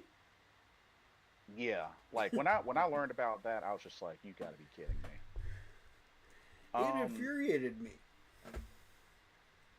Keep Pounding USA says Dave needs to let Bryce cook. Facts. Yeah, facts. Super Treybo, welcome to the stream. He says, "Sup, Jason? Lord, I was hoping Seattle win this game. They lose this game, they're gonna have extra rest and be pissed off against us." Okay, hold up. Super Treybo, why are you so focused on Seattle, Exactly. It's Tampa we need to focus dude? We don't play Seattle for, dude. If we can't beat Tampa Bay, who cares about Seattle? on. Exactly. We gotta play Tampa Bay twice, dude. Mm-hmm. Like, And those are the two that matter because of the division games. no offense, Super Treybo, but you need to be locked in on Tampa Bay. Right. We get this win against Tampa Bay, then you can think about Seattle. But right Right. now, you really shouldn't be thinking about worrying about what Seattle's gonna do. They're not in our division, bro. Like, The only stay time we locked should be in. worried about what Seattle is doing is if we lose this game And we still need both those games to try to take the division back, and that's if we can do it. We'll still need help. Plus, the other time you would need to worry about Seattle is if we got the division and got into the wild card round, then we play Seattle in the wild card round. Yeah, but for now, no. Seattle, Tampa please. Bay is our focus. Tampa Bay is a 100%. lot more important than Seattle.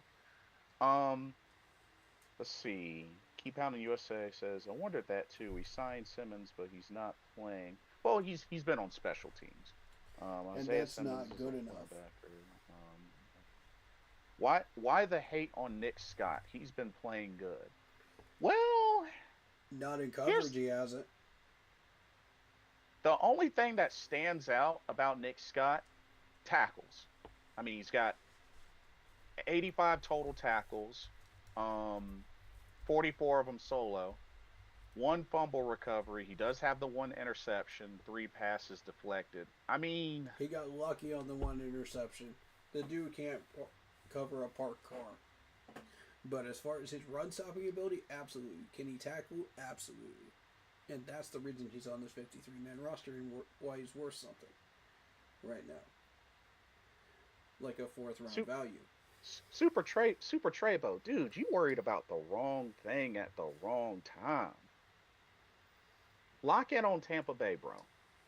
Lock in on Tampa Bay. That's all you need to do. That's all you need to do, Super Trebo. Lock in on Tampa Bay. Lock in on Tampa Bay. Ooh, We'll get to Seattle when we get to game Seattle. And Seattle. Oh. Uh-oh. I think the Rams are the better team by 3. That's my opinion. And the difference is Matt Stafford not throwing a pick. Right. Excuse me. Let's see. David Screw says, yeah, you don't do that to Derek Brown. That's not his style. Agreed. Exactly. Derek Brown ain't Peppers. Not to mention, I have never heard of any idea. The only time I would consider even the thought of bringing the defensive tackle into coverage is maybe if we were running either a 5-2 or a 4-3. That's the only time I would even consider even an ounce of a thought of that. And the thing is, we've had a history of using these players in the wrong way, not in their strengths, but in ways that we feel like, oh yeah, maybe this might work, maybe this could work, in experimental ways. And it's like you're taking them out of their natural position and screwing them up. Yeah. Like, for instance,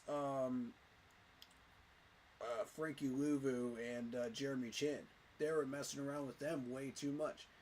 And it was like, True. okay, why are you moving them around to places where they should not be? I bet you Warren Sapp never got schemed to go back into coverage. Exactly. Like, Shoot. it's a little less difficult, as far as to move people around in defensive positions. But defensive lineman is one of those things you do not put them back into coverage unless you absolutely have to. Yeah. And like I said, Julius Peppers was a prime example considering his athletic ability. He was actually able to physically do that. Yeah, exactly. But Exactly. this dude is not Julius Peppers.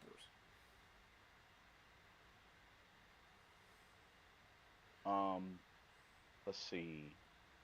Jared says, in my opinion, putting an interior lineman into coverage should be a fireable offense. Dang. Ooh. Yep. Agreed. Carolina, the last 3 games have to play former Carolina quarterbacks. Yeah, that is true. That is true. Shoot, putting Nick Scott in a single high safety situation in the red zone against the Saints and letting us lose the game because of that should be a fireable expense. Running zone the entire drive and prevent defense that drive should be a fireable offense. We can name at least a half a dozen fireable offenses for a gyro. But the fact is, his successes so far have made it to where he's not touchable at the moment.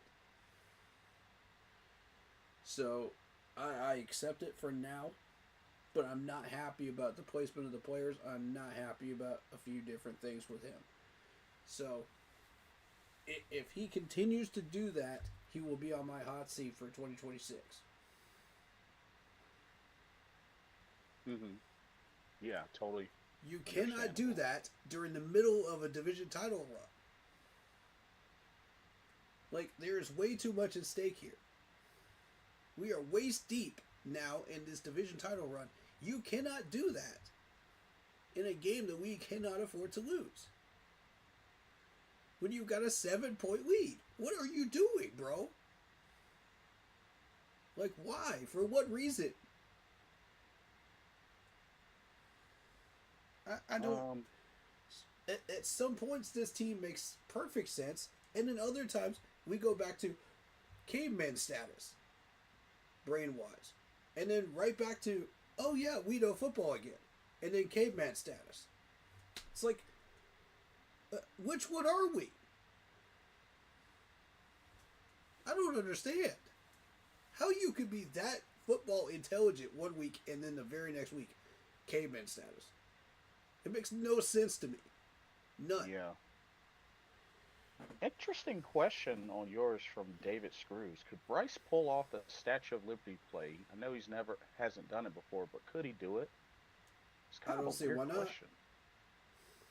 I mean, He just has to practice it and learn it. I don't see why not. now correct me if I'm wrong. The Statue of Liberty play is throw a fake pass and he hands the ball off behind his back to a receiver or running back? Is that what that is? If I remember correctly? I think so. I have to look that up because I don't remember. It's the amount of times that's actually been done is so rare, especially in the 'Cause NFL. I think I've seen it like once or twice. Yeah. But I think that's what that is a fake pass handed off behind the back to a running back or to like a receiver on like coming like a jet sweep. I'm pretty sure that's what that is. Which I mean, if Bryce could sell it well, sure. I could see him trying to do that. I mean, if he it could takes sell a it well. while to develop, though. That's the problem. I think it just really depends on And the you circumstance. have to sell the defensive line. Yeah, if he can do that, and depending on the circumstance, sure. I mean, I don't see any reason why not. He would have to learn it and make sure that he's on the same page with everybody on that offensive line. And everybody that's involved with it. I mean, I don't think it's the most difficult gimmicky play, but I mean, you just got to learn it. It's just a handoff that you cannot afford to mess up. That's for sure. Mm-hmm. It's a difficult handoff, I would think. Yep. But it just depends on the situation, I guess. So you're looking at a 30-all tie with the Seahawks game right now. 4 minutes to play. Seattle has the ball. Oh, okay. 4th down. Seattle's probably going to end up punting it. So there's a few points on here that I wanted to mention with this matchup. So just to reiterate, Panthers are 25-24 all time against the Bucks, 13-12 at home, 12-12 on the road, and 1-2 in overtime. That's the all time for the Tampa Bay Bucks. Mm-hmm. Okay, Baker Mayfield. First half of the season, excellent, off to an excellent start.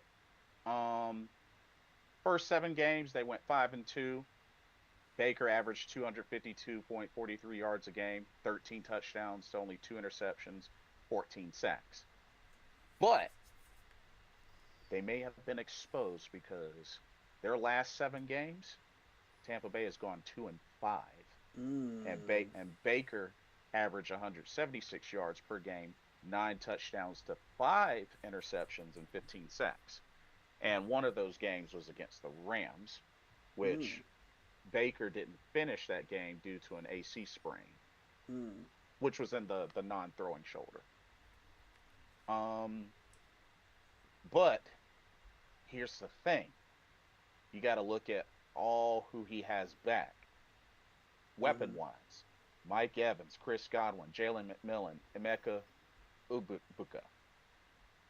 And, you know, Evans came back week 14, put up 6 catches for 132 yards. So it was like he really didn't miss a beat. Yep, Mike Evans being Mike Evans. Yeah, he might not have gotten in the end zone, but to come back like that, to get 6 catches for 132 yards, that's pretty dang on good. So we can't sleep on this Tampa Bay offense.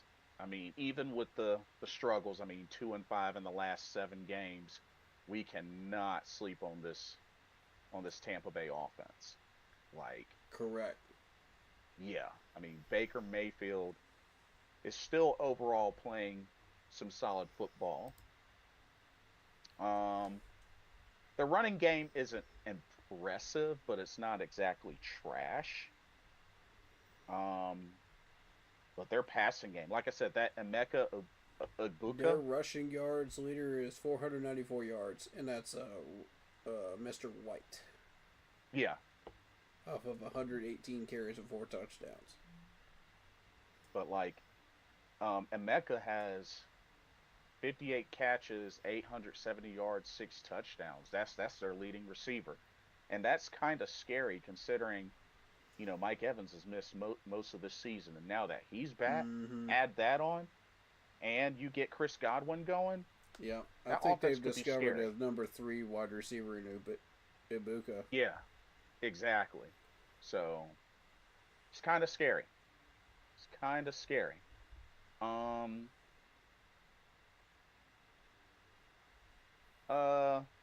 Keep Pounding USA says Sam Darnold threw a pass that hit the defensive lineman's helmet and they ruled it a fumble for a safety. What? Whoa. Weird. That's how we got a tie game. Interesting. That would negate one of those picks. Yeah. Super Trebo says, why do I feel like Mike Evans is always out or injured until he plays the Panthers? LOL. Then he goes, wait, what? Okay, Super Trebo, have you forgotten who Mike Evans is? What are you talking about? Bro. What are you talking about? He goes off when he plays Carolina. Bro, we're talking about a receiver that's had how many straight last year? Like how many? Like he's had how many straight seasons of 1,000 yards receiving? Let's see. 1, 2, 3, 4, 5, 6, 7, 8, 9, 10, 11. Super Trebo, what are you talking about, dude? 11 straight seasons of 1,000 yards receiving? Like, come on. When he goes off against the Panthers, he goes off throughout the season. Right. Multiple seasons in a row. Right. Like, this is really the only year that he's been injured. Like, seriously injured. Was just this year. He's been healthy throughout the rest of his career. And even though he didn't play all 17 games last year, he still finished with 1,000 yards receiving.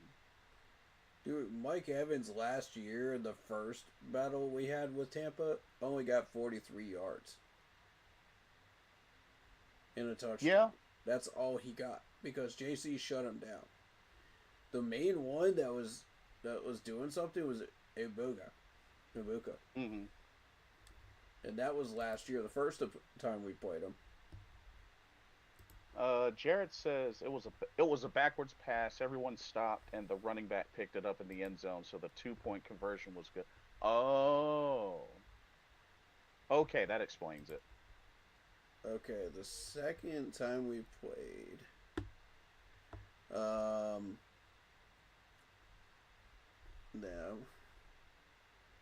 But yeah, to keep it simple, Super Trebo, it's Mike Evans. Yeah. It's Mike Evans. Like he only had like, um, he only had those 43 yards against us.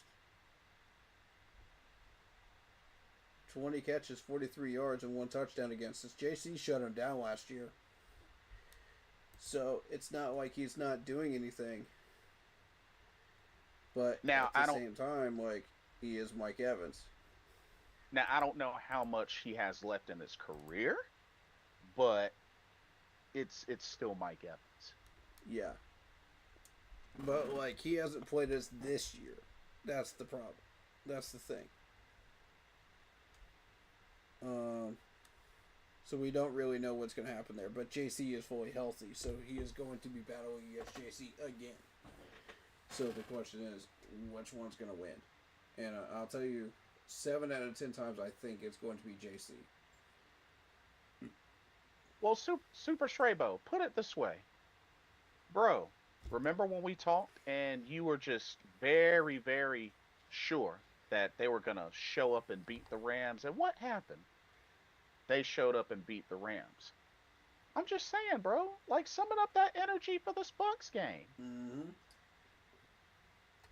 Come Keep on, that same energy, dog. I need you to lock in, Super Trebo. That's all you got to do, Right, bro. Is right. lock in. The second guessing, just lock in. Just lock in, bro.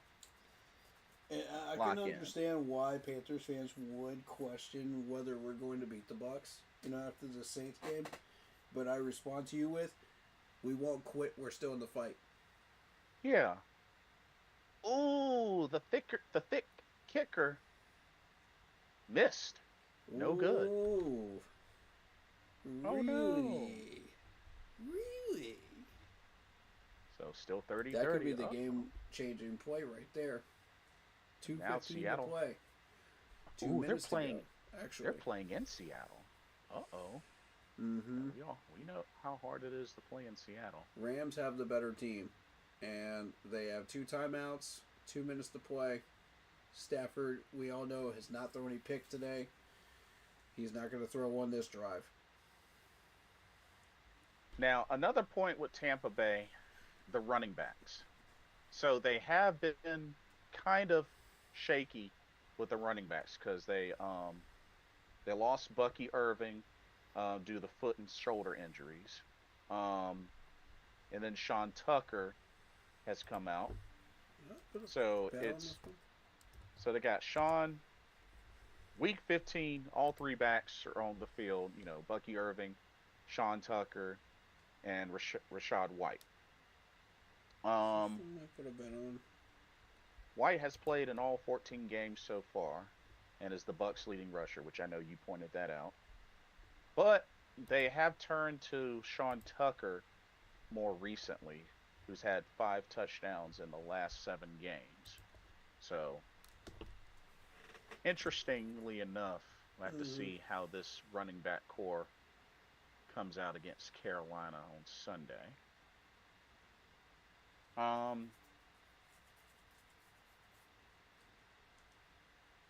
And the run stopping's been hot and cold the last few games.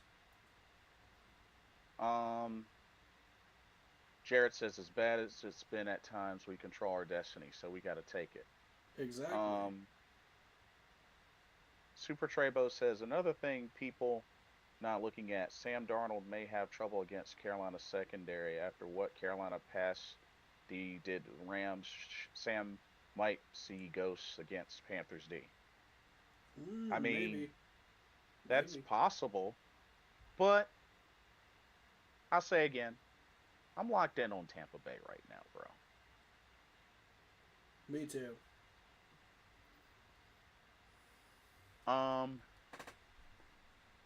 Let's see. Oh, Keep Pounding USA says, oh, never mind. I didn't see the play. I was told this. It was 2 point. No, you're good. You're good. Yeah. You're good.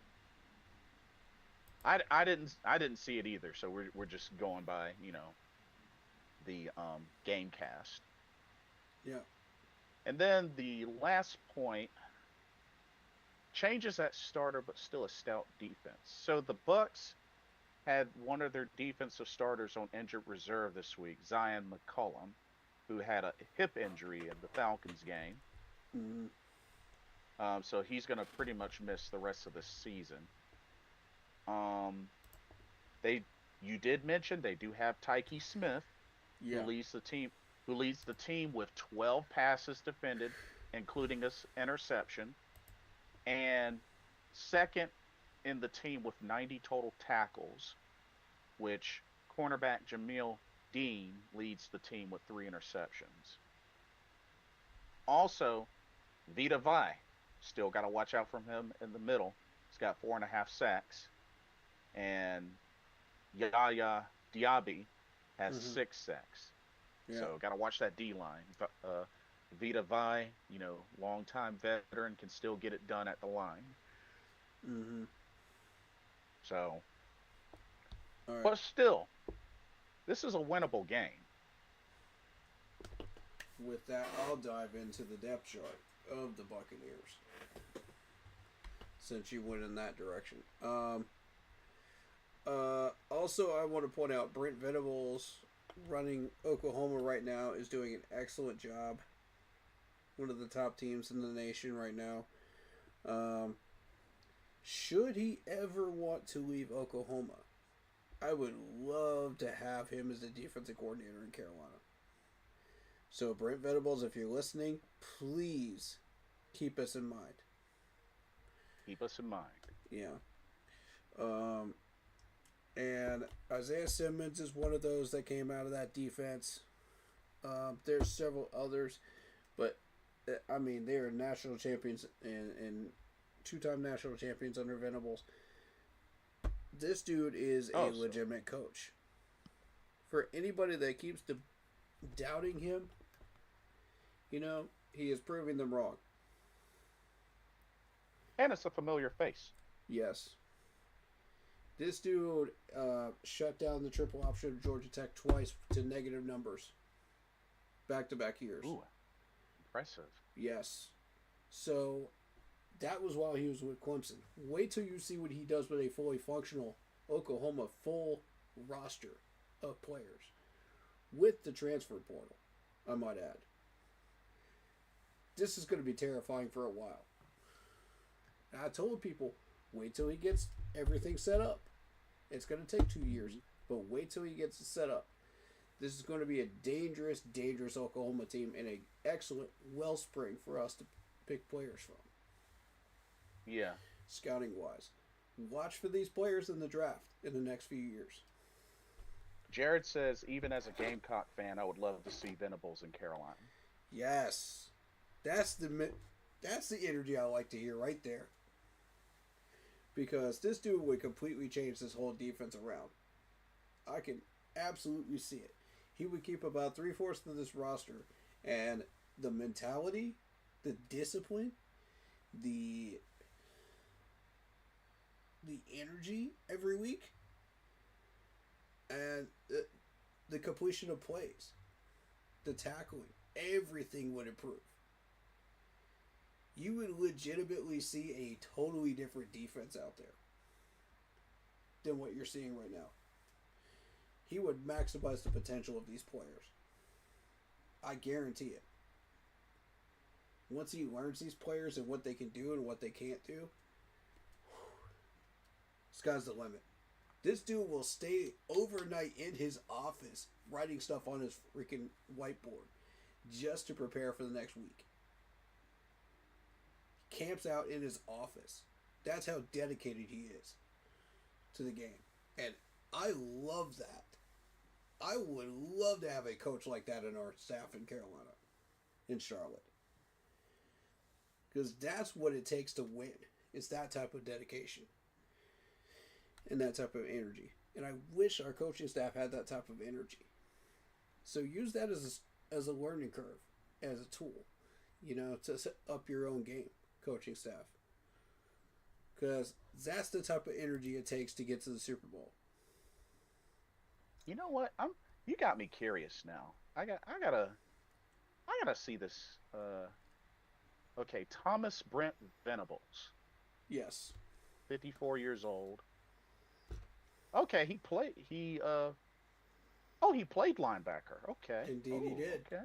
Just like our general manager, Dan Morgan. Kent played at Kansas State. He's a linebacker, and he's coached. Wow, Oklahoma, Mm-hmm. Kansas State, Mm-hmm. and Clemson. Yep. Linebackers coach, defensive coordinator. We won Won two the national championships under him. won 2 national championships in 2016, 2018. Several ACC titles. Broyles Award in 2016, best assistant, Yeah. and Incredible coach. And I'm not just saying that out of bias. I'm So saying that he's- because I genuinely love this dude. I would have said that even if he was head coach of another team right now, which he is. And I didn't so even know he's about him. even been an assistant to Dan Snyder, or not Dan Snyder, Bill Snyder. Yes. Mm-hmm. That's kind of a big deal, because Mm-hmm.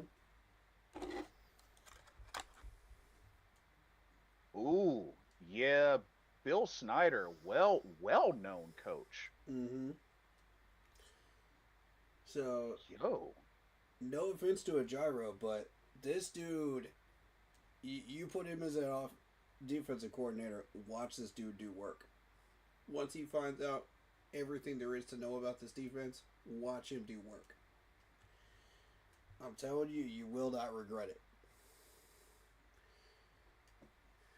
wow. So he's also been assistant to Bob Stoops. Mm-hmm.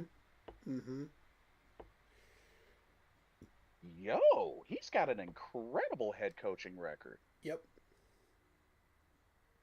So he's learned under some very excellent coaches. Mm-hmm. No wonder why you vouch for him. He is a very, very passionate coach that loves the game of football.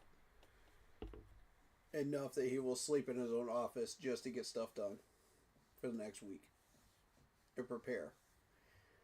That's dedication. That's the type of energy we need.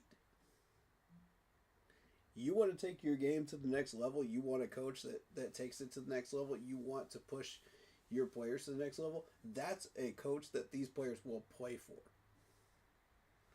Because they respect that admiration. They respect that energy. They respect that dedication.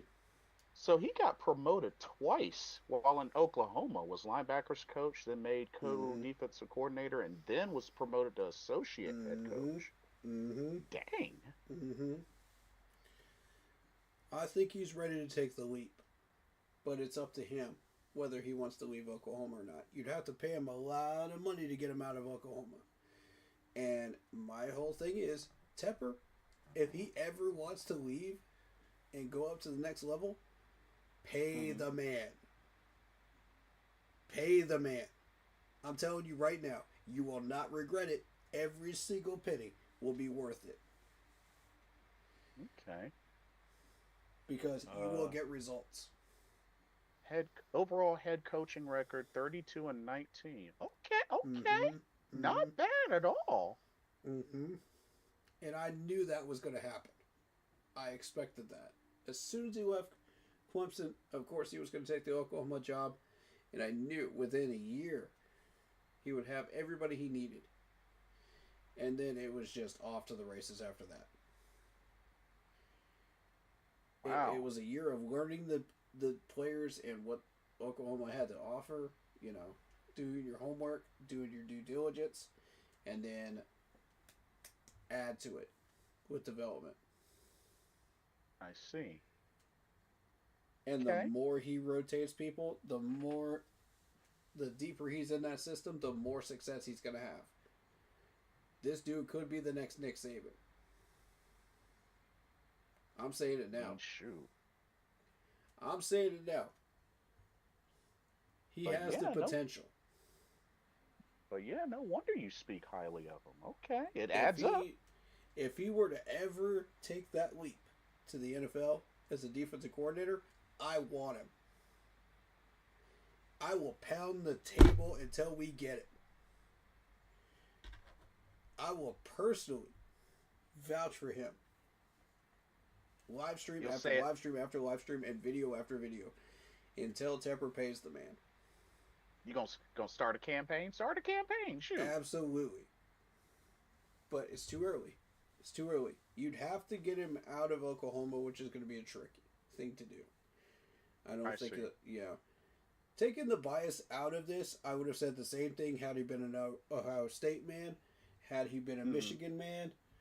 I respect that loyalty, that dedication to the game, that passion for the game, and his approach. I love it. I love every bit of it. Jared says, as a Gamecock fan, I'm not supposed to talk up anything Clemson, but Corey is 100% right. And that's coming from a Gamecocks fan. Thank you.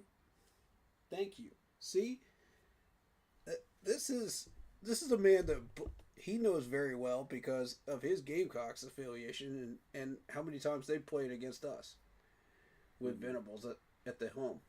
Like, it has been so tough for any Gamecocks team during that time to get an edge on him. They may have been the only team I've seen besides Bama pull it off during that era. Mm-hmm. Which is impressive. Looks like they're going to overtime. Ooh. This is something that we need to pay attention to because if this is going to overtime, this is a much, much more dangerous matchup than we thought it was against the Rams and Seahawks. That means the Seahawks do actually have that kind of firepower. And we need to be very, very aware of that concept right there. I told you it was going to come down to 3 points. It's going to be a matter of, Sam Darnold, whether he throws picks or not, field position battle, field goal battle. Everything is going to be involved with this game. So it's who makes that one mistake that costs them the 3 points. Mm-hmm. They're both that good. Right. And this is for the division too, by the way. 11-3. Both of them 5-2 in conference. This is for everything right here. Indeed. All the marbles. Now notice there's 3 turnovers in this game for Seahawks. The third one must have been a fumble.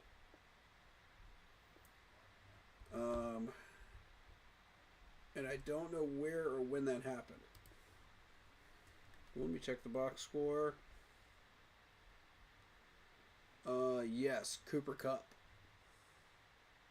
Oh, yeah. I saw the play on Twitter, actually. Yeah.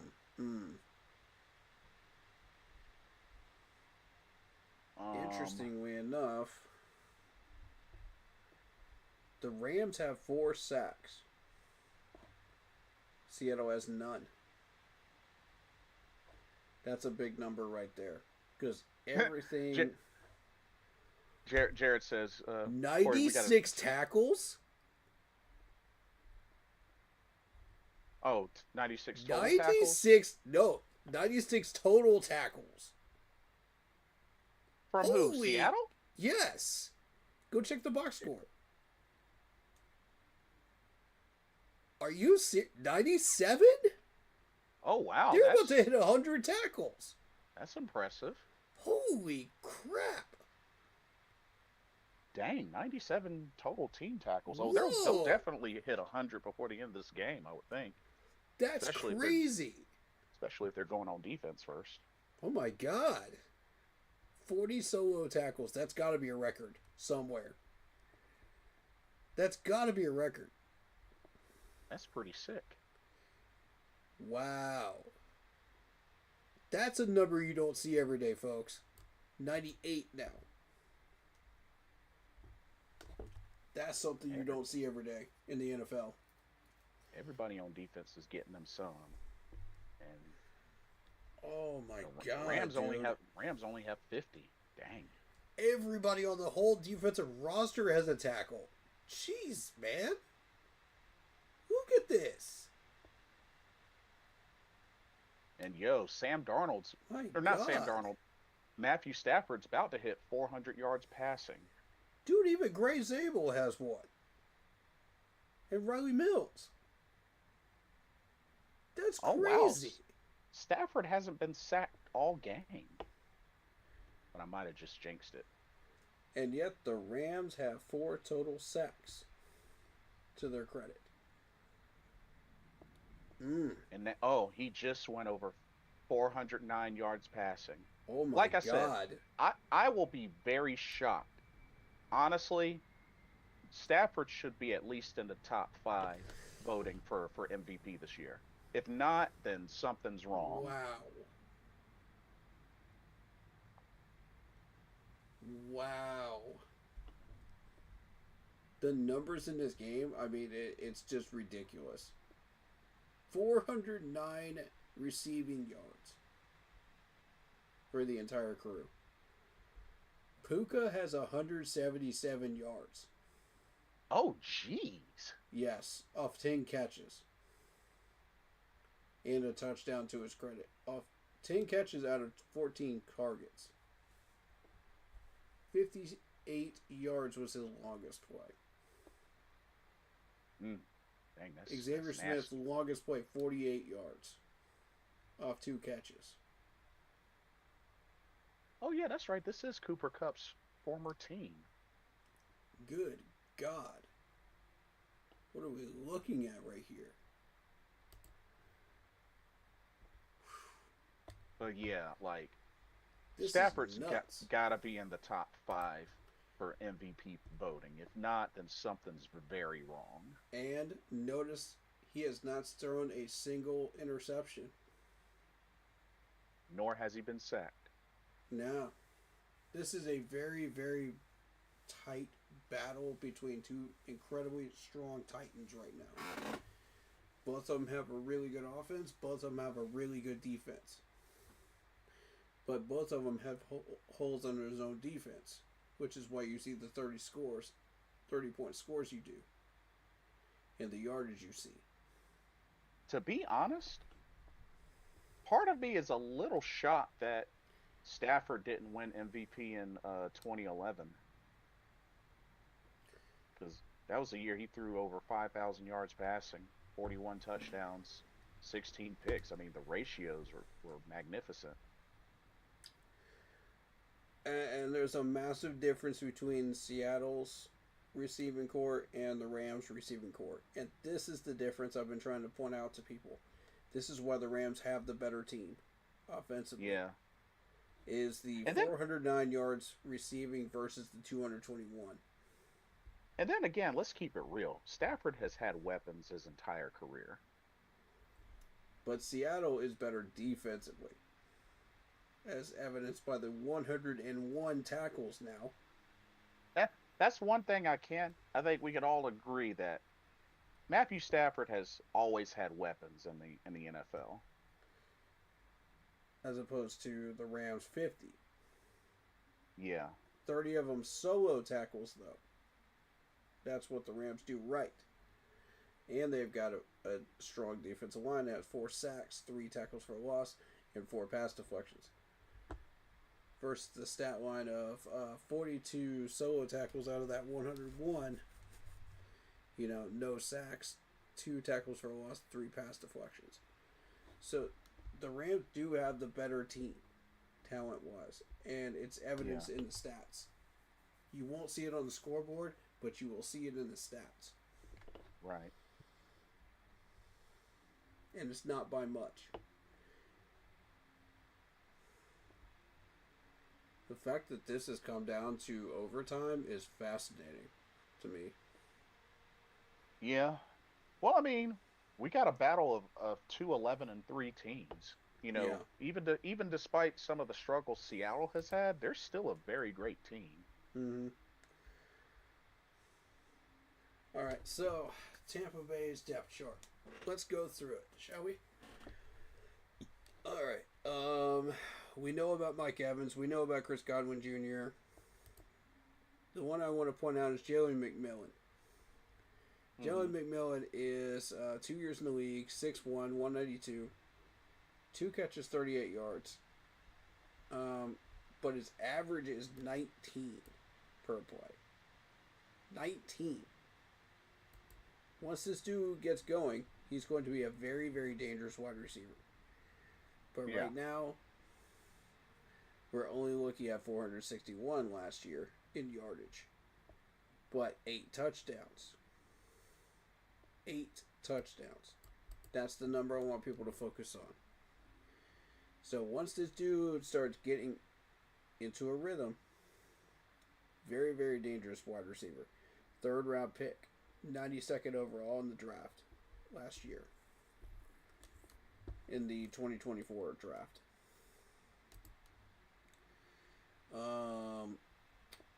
Sterling Shepard is an old name that people should be familiar with. Oh, yeah. 5'10", 194, 10 years in the league from Oklahoma. 39 catches, 371 yards, 9.51 average, and 1 touchdown. What he does is he moves the chains. That's who he is. And it's evidence he got 4 catches for 80 against the Jets. That was his highlight for this year, but he's not used that often this year compared to all the rest of them. As he is getting older, he's being used less. But career-wise, you're looking at 25 touchdowns. But his receiving yards, 4,800. I see. Off of 443 catches. And his average is 10.4 throughout his career. So, still a very, very dangerous wide receiver. The Giants did not really fully realize what they had at the time. Because they had other wide receivers that were overshadowing him. And those were his prime years. Realistically, was the second and third year. Because he was getting 731 yards, 872 yards in those years. And Stafford just scored. All right. Expected. Yep. So now Puka Nakua has 12 catches, 225 yards, and 2 touchdowns. Oh my God. Puka is him. Wow. And Maybe now I should start Stafford. putting some bets in for Puka. And now Jeez, man. Stafford is 29 of 49, 457 yards, 2 touchdowns. God. Oof. God bless. That's a very dangerous wide receiver. For reals.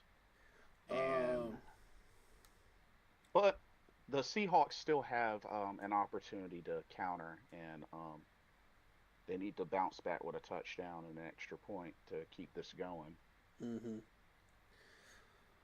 Continuing on, you've got Tristan Wirfs, the left tackle. He's been around for a while. Yep. For those of you not aware of who he is, 6 years out of Iowa. Yeah. He was a first-round pick, I believe. Yep, one of those Cornhusker people, you know, from the Midwest. 6'5", 320 pounds, big guys.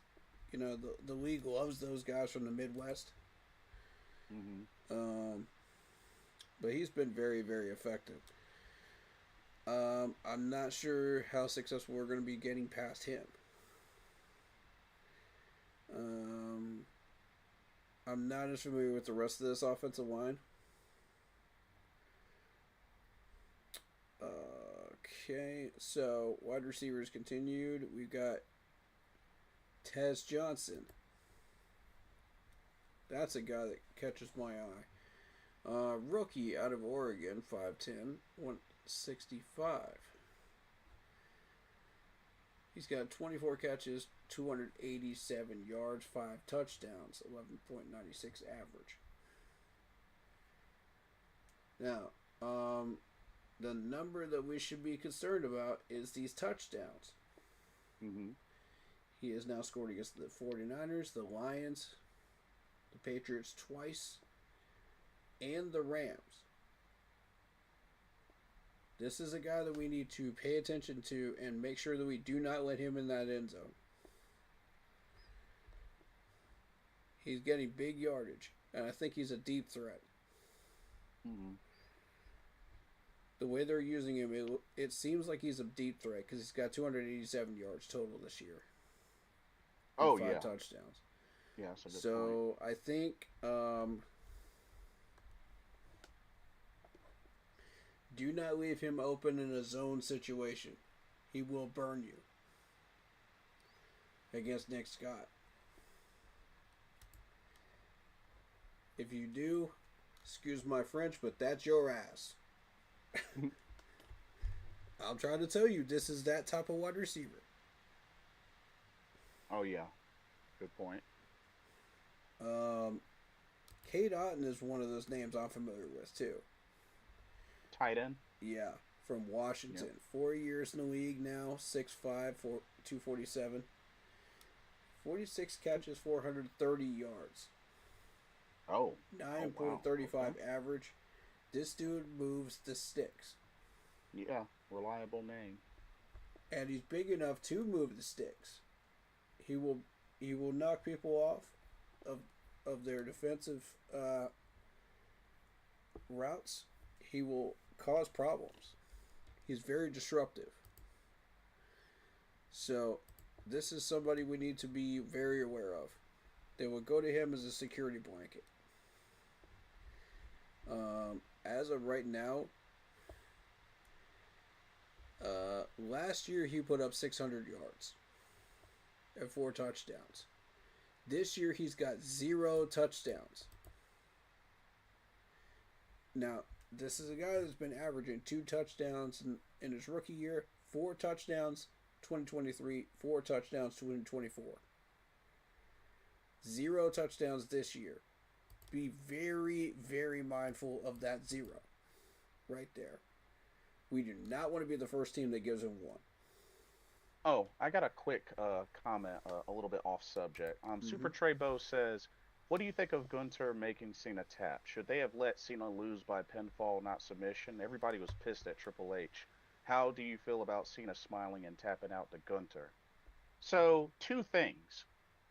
Number 1, folks need to stop acting like this is that big of a surprise. Y'all, folks have got to realize John Cena has tapped out before in the WWE. Remember Kurt Angle? You know, the late Chris Benoit? Chris Jericho?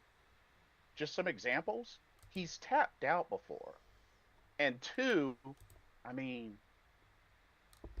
you know, Cena knew what was up. Smiled and tapped out. I mean, it's his last match, his retirement match.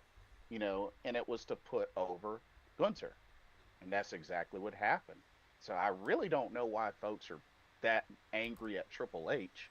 Because like I said, Cena's tapped out before in his WWE. Fabulous. Straight throw. What? That new. But I digress. Continue.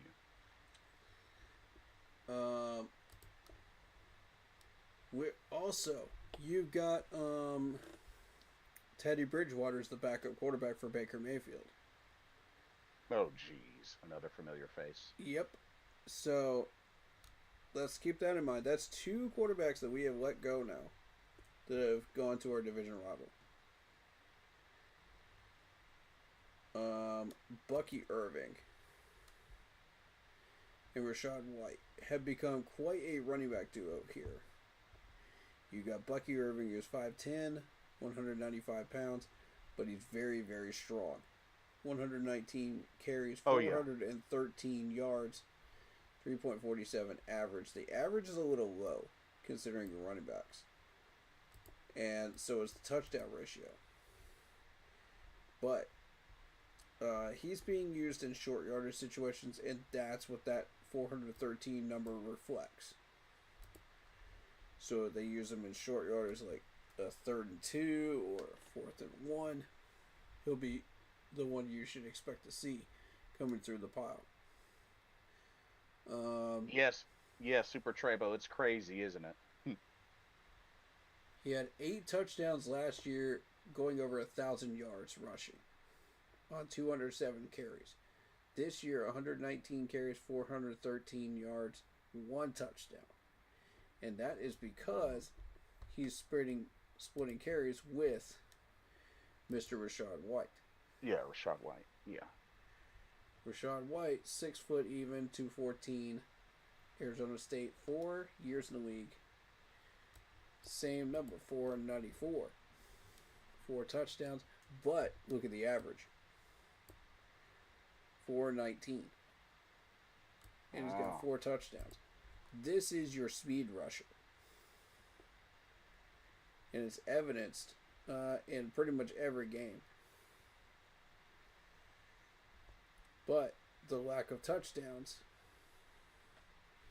is why this rushing game is not very as effective as some of the other ones out there. You got a guy that can get to 6 touchdowns in a year, 990 yards in 2023. But this year, you're looking at that production dropping to about 494 because of the split carries and 4 touchdowns. Same average. The average is still the same. 4.3 last year, 4.2 this year. But here's the other thing. He can catch the ball too.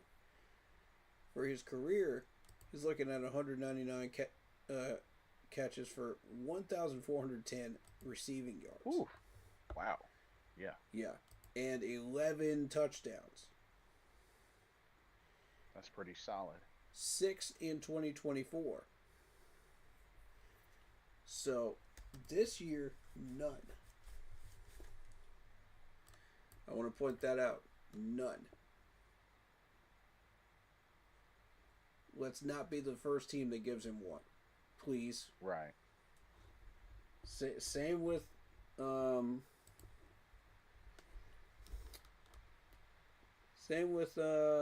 me see, Tez Johnson. Oh, snap. Let's not be the first one that gives either one of them a touchdown. Ooh. Right. 3:13 to play in that game, huh? Yeah. I actually have it up on Prime Video. This might end up ending in a tie. Ooh, found him in the back of the end zone. Wow. I can't show too much of it because I'll get in trouble with YouTube, but there you go. That was the touchdown.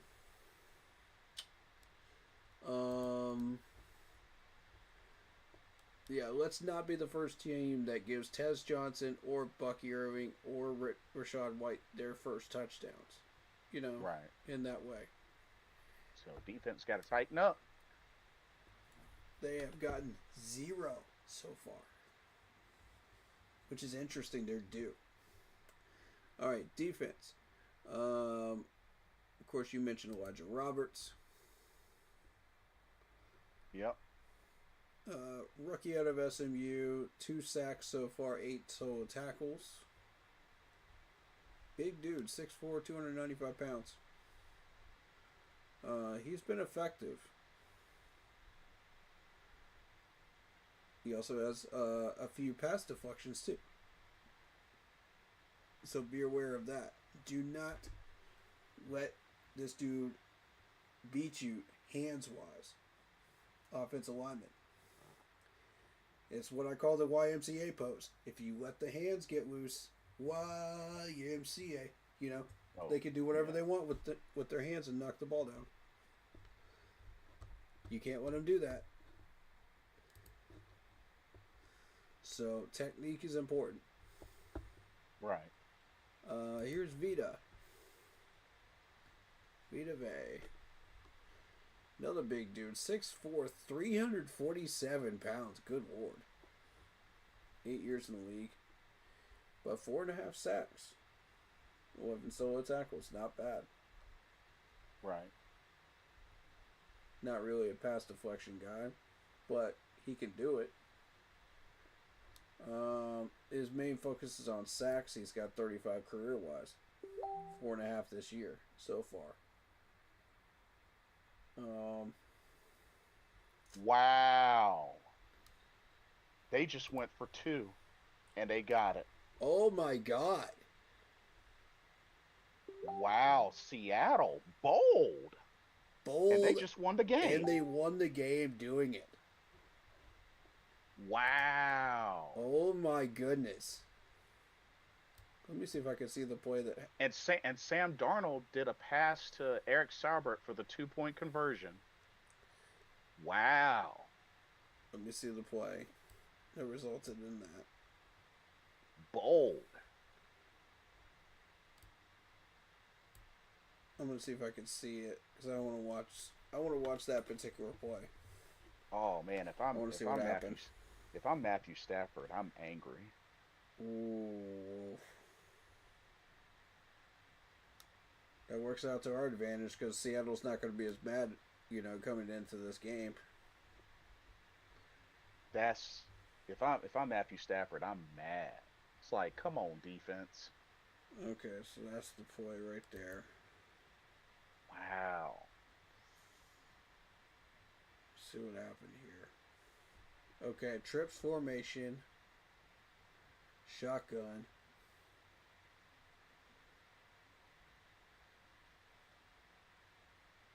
Oh, wow, the tight end got it. Wide open. Oh, wide open. Dang. Sam Darnold. Bold play, buddy. Yeah, But you got to be bold if you want to win this division. You got to push the envelope. Oh, I like those helmets, by the way. Those are really cool. That's a pretty bold move. I mean, overtime, like, wow. Yeah, that's bold. Yeah, I like those uniforms for Seattle. Look at that. It's cool. It's cool looking. All right. I can't show too much, That's wild, dude. Congrats to Seattle. They earned it. That was. Yeah, that's what you call. You know what? We're not settling. We're gonna go and get this win. Mm-hmm. Gotta give it to them. We can learn something from that, guys. Extremely bold, but hey, they went out and got it. Guys, we can learn something from this. You want that South title? Be bold. Yeah. Every game that we watch that's outside of us, our games, teaches us something. Yeah. All right, so back to Vita Vea. 35 sacks for his career. He's got 4.5 this year. But he's averaging at least more than 3 every single year. So he's hit his target. I don't think he's going to get one against us. But we do need to be aware. Yaya. From Louisville. I'm very familiar with this dude because he caused a lot of problems for my Clemson Tigers offensive line. 3 years in the league, 22 solo tackles, 6 sacks this year, 1 forced fumble.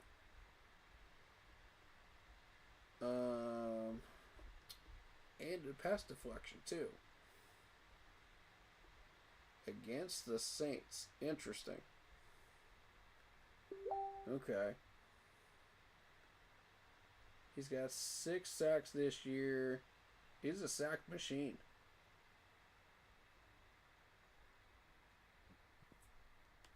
His rookie year, he had 7.5 sacks. So I'd really rather him not match that number. Very dangerous player. Yo, I don't know if you saw this. Did you actually see the previous 2-point conversion that Seattle got? Oh. So this is the craziest. What happened Mm-hmm. was the pass from from Sam Darnold.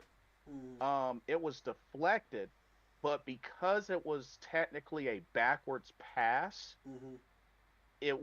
it ended up being a fumble, and the Seahawks running back Zach Charbonnet Mm-hmm. had picked it up just casually when the ball was in the end zone because everybody was thinking it was a failed 2 point conversion incomplete pass. Mm-hmm. But because it was a backward pass, it became a live ball, and he just happened to pick it up while it was in the end zone. Therefore, they ruled it a 2 point conversion as good.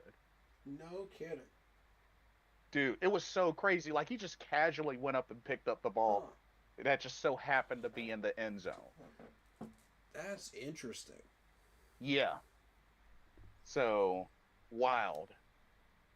Very, very wild. Man, that might have been the game of this week, and we're not even. It's not even Sunday. Oh yeah, Yeah. I already had that as one of my 2 games of the week. Yeah. The other one for me is, well, actually, that's 3 games of the week because ours counts as well because we're fighting for a division title, Right. and the Chargers at Dallas is the other one for me. But shout out to the Seahawks on that bold move to get the win. Mm-hmm. Mm-hmm. You got to be bold if you want the division title. And that was That's the message. who's their coach? Oh, actually, Ooh. the Green Bay Packers and Bears is the other one. I've got Oh, on their my coach list is too. Mike McDonald, who's currently the youngest head coach in the NFL, 37 years old. What a crazy OT game, Isaiah says. Yes, absolutely. David says he was just watching it. Man, good job, young kid. Yeah, yeah. Excellent win for them.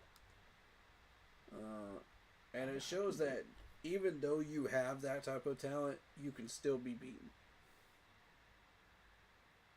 But I just feel This is how crazy this year has been because we proved it against the Rams as well.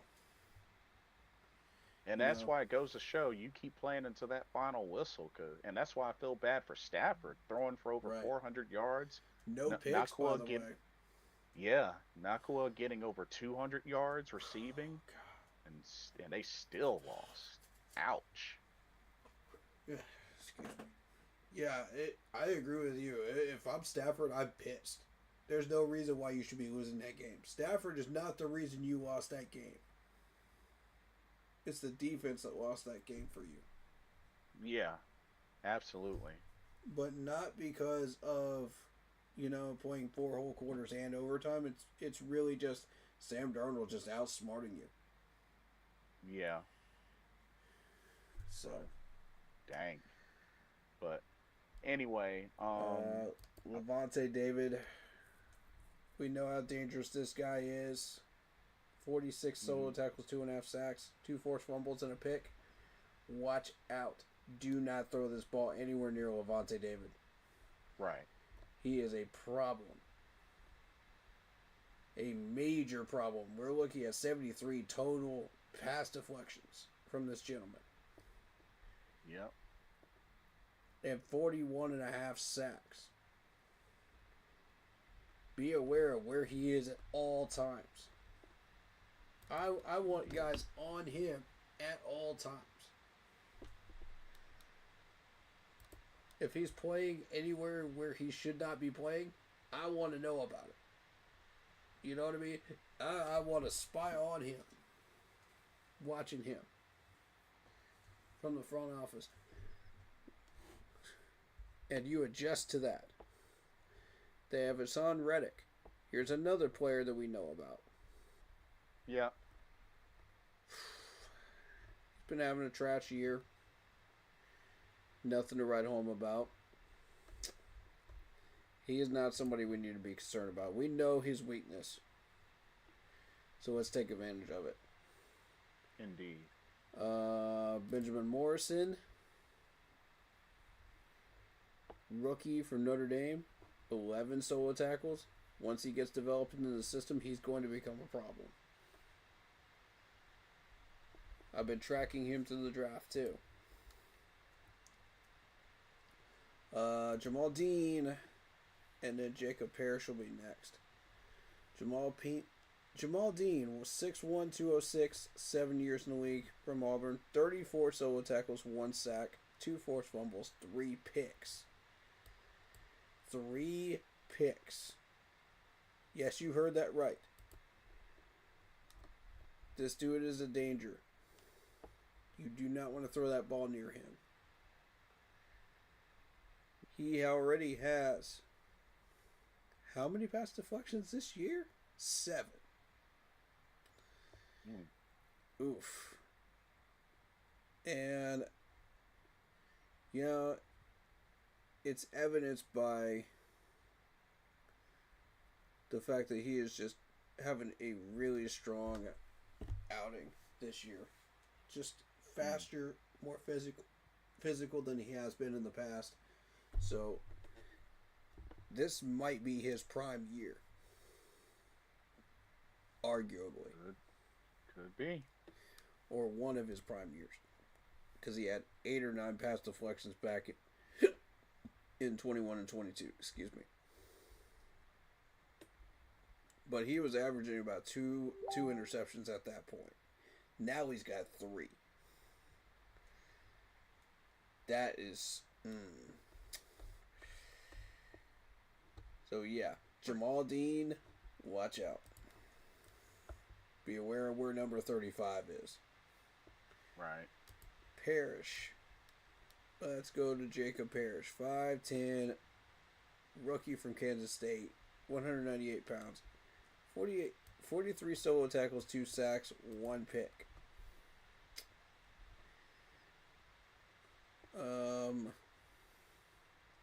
But what sets him apart is the fact that he's got 43 solo tackles out of 63.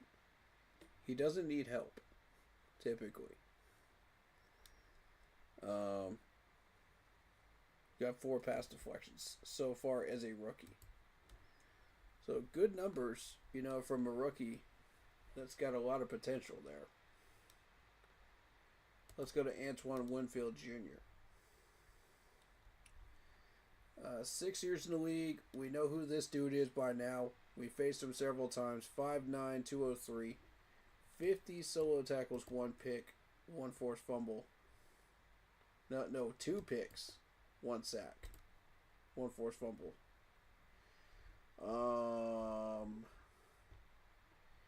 This is a guy that excels in pass deflections. He's already got 7 this year, 37 total for his career, 9 interceptions, averaging at least 1 a year or more. So we will want to be fully aware of where this dude is whenever we're trying to throw the ball deep.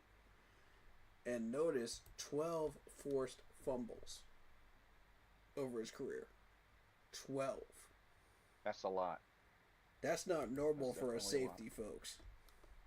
That's not normal. So if you're around him, guard the ball like a hawk. Right.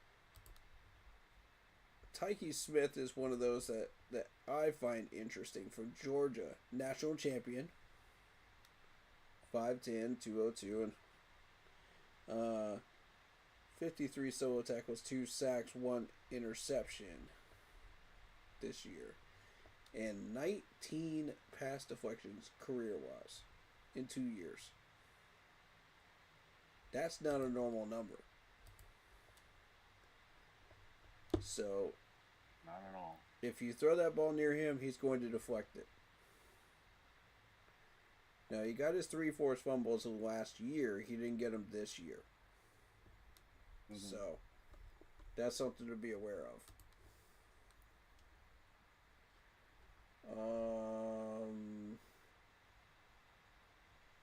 They got Chase McLaughlin as the return man. Okay. Ernest Capu says Tampa Bay 24, Panthers 29 this Sunday. That's his prediction. Yeah. Yeah. Yeah, we're gonna get After to ours shortly. after looking at this depth chart, this is a very stacked depth chart full of a lot of talent. Um, Another one to pay attention to is Chris Braswell and Anthony Walker Jr. Hmm. So it's just brimming with talent. And these guys have won the division several times over because they know they have the talent. They know they've stacked the talent. That is a really weird last name for that left tackle. Chuck Wuma? Yeah, it's tricky. Huh. Weird. Let me see if I noticed something here. No. These are all okay.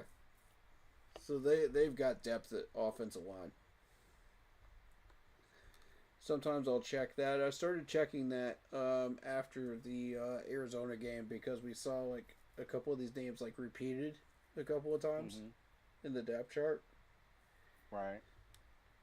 which shows me they don't have enough depth. But in this case, they do. So this is a very dangerous Buccaneers team. We have to play full-on attack mode if we want to win. We have to be bold. We have to be aggressive. Yeah, absolutely. Got to go in. But we also have to play careful ball as well. We have Right. to be aware of certain players. That can cause problems. Super Trebo says Panthers beat the Bucks, then Panthers beat Seahawks, and Bucks lose to Miami, and Panthers clinch division. There we go. Speaking into existence. There you go. And Ernest Capu says there'll be 5 fumbles. I hope not. That's a lot. That's not normal for a game. That's not normal for a game. I don't see that happening. If there's 5 fumbles in a game, then something's very wrong. Right, That's not and that normal. team does not deserve to win.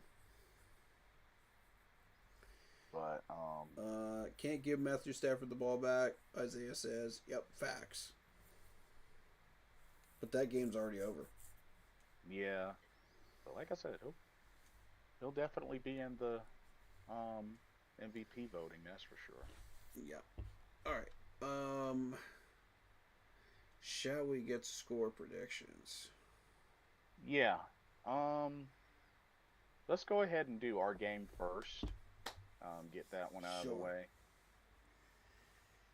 I am thinking. Shoot.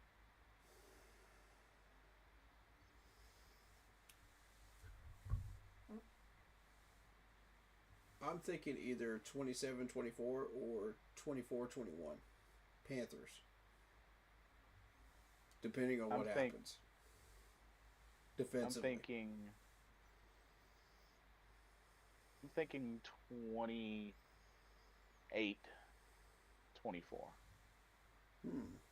Panthers. And here's something to keep in mind, folks. If you're betting on this game, remember that we are very, very good as underdogs. Yeah, that is true. We love being valued as underdogs. We won how many games as underdogs this year? At least half a dozen. Something like that. And at home. So, yeah, we're in agreement. Carolina gets on track and picks up the victory and keeps their playoff hopes alive. Speaking of betting, the games that I have put money on, I am betting on Chicago to beat the Packers in Chicago. I put 49 down on it. I'm scheduled to get 98 if I win that. As far as the Patriots versus the Baltimore Ravens, I put down 48, and I could win 108. by picking the Patriots. The Chargers against the Cowboys, I put down 68, and I could win 137.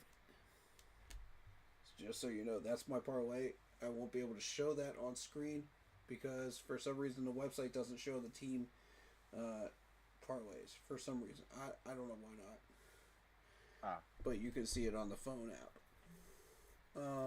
And you can bet on that in the phone app, not the website. All right, so predictions as far as these games. I was going to pick the Rams for this Seattle game. Same. Okay. So and I have a feeling we would have been right had they not had that 2-point conversion. Yeah, that crazy 2-point conversion. Yeah, like that was wild. Mm-hmm. So Seattle ended up winning. Like I said, good for them on the bold move. We had 2 games on Saturday. First off, Eagles at Commanders at 5 p.m. Eagles. Same. They have the better team. Yeah, Commanders, I mean, they're already out of playoff contention, and just ever since Jaden Daniels went down, they really haven't had a chance. Now they're playing for a draft pick. Yeah. Top 5 draft pick. So, Eagles for the win. Mm-hmm. Packers at Bears, which is the 8:20 game.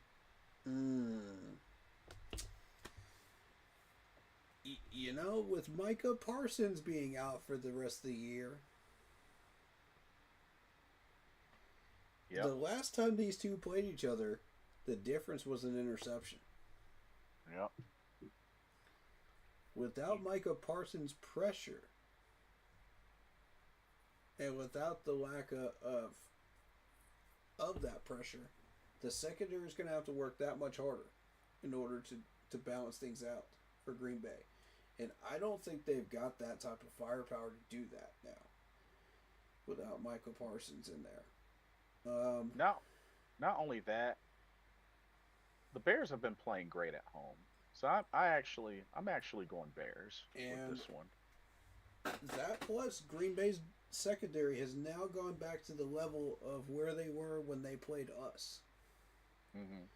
This is an advantage for Caleb Williams. Yep. A massive advantage. Both teams can run the ball well. I'm going Chicago. You're going Chicago as well? Yeah. I foresaw a split between these two teams. As good as Chicago has been playing, this is in Chicago. The last time this was played, it was in Lambeau Field. So keep that in mind too. Plus, this is a primetime game at 8:20. Saturday night. Yeah. So, all eyes are going to be on this game. Right. Bears, do not let me down. Make me some money, man. I got a feeling about this one. All right. And then these next handful of games, the 1 p.m.s on Sunday. And by the way, First chat, off, you guys can get involved too. Go for it. Yeah, please do. All right. First off, Bills at Browns. Oh, Bills. Yeah, that one's too easy. This is a rebound game for them. They really need this one after all these upsets that they've been suffering. Yeah. They need to heal. Honestly, I believe word is Bills win this game, they clinch a playoff spot. And they will. Yeah, this is an opportunity for Buffalo to heal up. They've had a lot of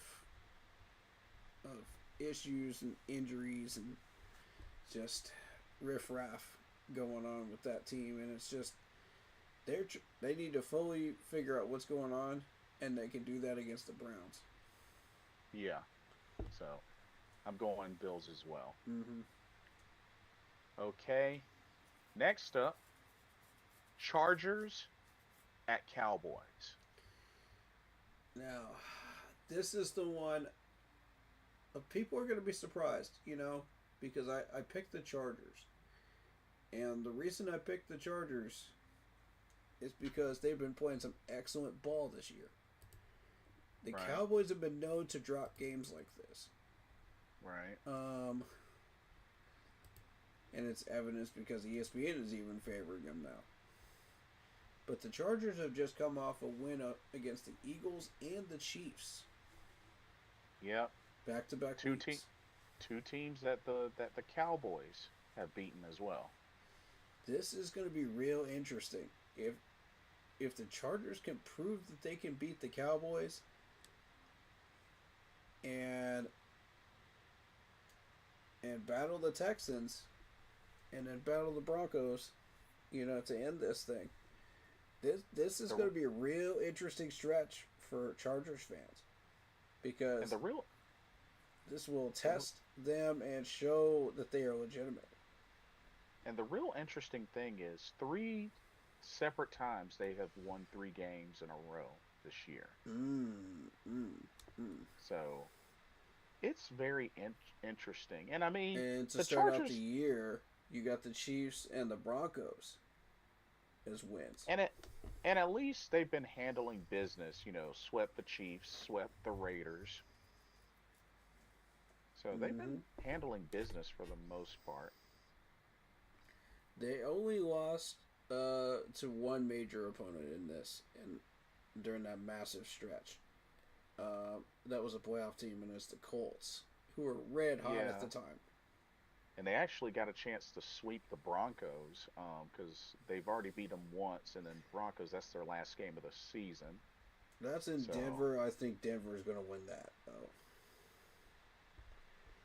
And the reason I say Denver is going to win that is because the Bolts will have that division clinched up. And Denver's out to prove something right now. They're out to fight for that wild card around week 18. So they're going to be playing people. Chargers will be resting starters. But you know what? I think Chargers are going to handle business against Dallas. So you know what? I'm going the Bolts. Yeah, me too. Notice the Cowboys' loss will not be on Dak Prescott. That dude has been stacking numbers again. Yeah. All year long. All right. His fault. So we're both in agreement. Chargers. Yep. This next one, well, even though there's no Patrick Mahomes, I think this is still going to be an easy one. Chiefs at Titans. Chiefs. This is a rebound game the Chiefs really, really need to heal up. They've got a lot of injuries that happened last week. Let's see. Who's did you see that hit on Rashee Rice? Oh my God. Oh yeah. Oh yeah, that's right. They got Garner Minshew as their backup. My God. That hit on Rashee Rice was just brutal. Yeah. I'm not surprised that dude didn't get up. And then, the ACL tear of Patrick Mahomes. And it's not a fun scenario if you're a Chiefs fan right now because they just got themselves knocked out of the playoffs. Yeah, and that was the game too that knocked them out of the playoffs. If you're going to get into the playoffs, you have to win that game against the Chargers. Otherwise, you're done. Yeah. But, and they couldn't get it done. So. But we're both in agreement. Chiefs over the Titans. Yeah. All right. This next one, this is kind of an interesting one. Bengals at Dolphins. Here's the thing. Joe Burrow's been playing well. And we know Tua got benched for the rest of the season. I'm going to say Bengals. Yeah, but if you're part of the Bengals organization, are you thinking, do we want to go for the draft pick? Because at this point, you're sitting at 4 wins. You're in the top 5. It could be a difference between a really, really good player or settling, in the top 5. For somebody that you wanted that somebody could steal from you very easily. And the Bengals aren't the best at picking, in the top 10. So draft history has shown that the GMs don't really know what they're doing lately. Oh, so breaking news, it's official. Seahawks and Rams have clinched a playoff spot. As they both should. That was going to happen anyway, no matter who won or lost that game, in my opinion. Yeah. The only thing is now it's about who's going to take the division. Seeding. Yeah.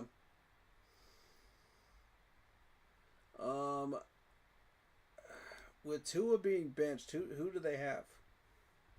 Quinn Evers is going to start. Yeah, I'm going Bengals. Yeah. Yeah. Same. Flacco's been playing really well. Okay. Joe Burrow's back and he's playing well. So, yeah. Yeah. Now, this next one, oof.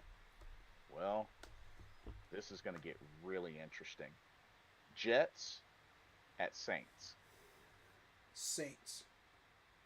You know what? I'm going to have to agree.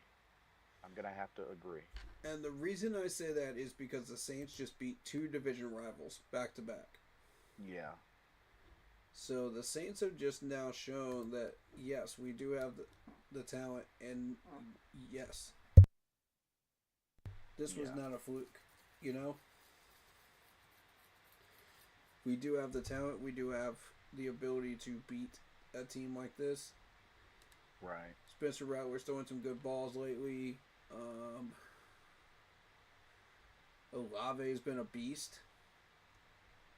And then you got Demario Davis on defense, who's been absolutely lighting it up with tackles. Cameron Jordan's been getting sacks. They're starting to come together as a team, but it's way too late. So my whole thing is yes, they could beat the Jets. The Jets are playing terrible ball right now, and this is a team that I don't even know how they beat the Falcons. I have no idea how they beat them. I have no idea how they managed to sneak up on them, but they got the win on them. Oh, yeah. But you're looking at number 1 seed for the Jets, probably. Yeah. Yeah, they've got the Saints, Patriots, and Bills. That's, number 1 seeding locked up for the Jets. So we're both in agreement, Saints over the Jets. Mm-hmm. All right. Here's another very interesting one. Well, maybe not that much. Vikings at Giants. Vikings just got off of a big upset. Right. So, no, the Giants have 2 wins. So the Giants are locked in for number 1 seed. Number 1 pick. Vikings, if they can beat them, will continue that. Yeah. Why is ESPN favoring the Giants by 55.3%? Interesting. What is going on here? What do they know that we don't? I mean, I know there's been some decent play from Jackson Dart, so there is that, but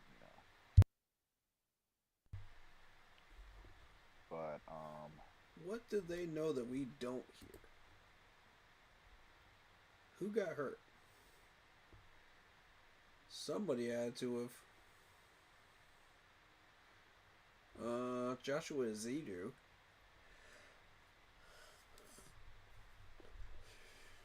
but that's not a big name. Nah, it doesn't seem like it. What changed? Okay, what did the Giants do last game? Because it seems like they've been getting really close every single week and just not being able to finish. You know, it happened with the Commanders by 8 points. It happened with the Packers by 7. It happened with the Bears by 4. Even with the Niners by 10 points there. Like, they've been getting close, but they just haven't finished it. They came within 1 of the Broncos. Right. This is a really fascinating Giants team. And my question is, why are they not finishing? What's going on? Yeah. I'm going to say Vikings. Yeah, Vikings. Yeah. Okay. Now we get into the 4 o'clock games. Now this next one, we got us a battle here because we got the Jaguars at the Broncos, and I think if the Broncos win, I think they may end up sealing the division. But here's the kicker: Broncos are undefeated at home this season. Yeah, Jags, you guys have met your match. This is where you had a fun run, but Denver is just that team right now. And they are highly dangerous. I've got them scoped for the Super Bowl. Now, the crazy thing about this is a 10-game winning streak. The Jaguars are on a 5-game winning streak right now. So, but like you said, Broncos are on a 10-game win streak. Yeah, it's impressive. Let's see, 1, 2, 3, 4, 5, 6, 7, 8, 9, 10, 11-game winning streak. And don't forget, J.K. Dobbins is on IR. 11-game winning streak.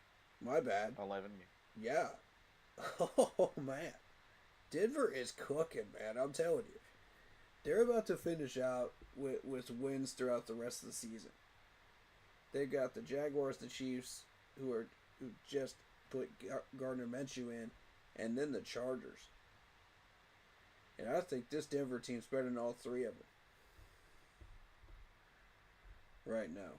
I would venture to say that even with Patrick Mahomes healthy, Denver would give the Chargers a heck of a game. And possibly win by 3. But you know something? I'm going to actually take a gamble here. Jaguars for the upset.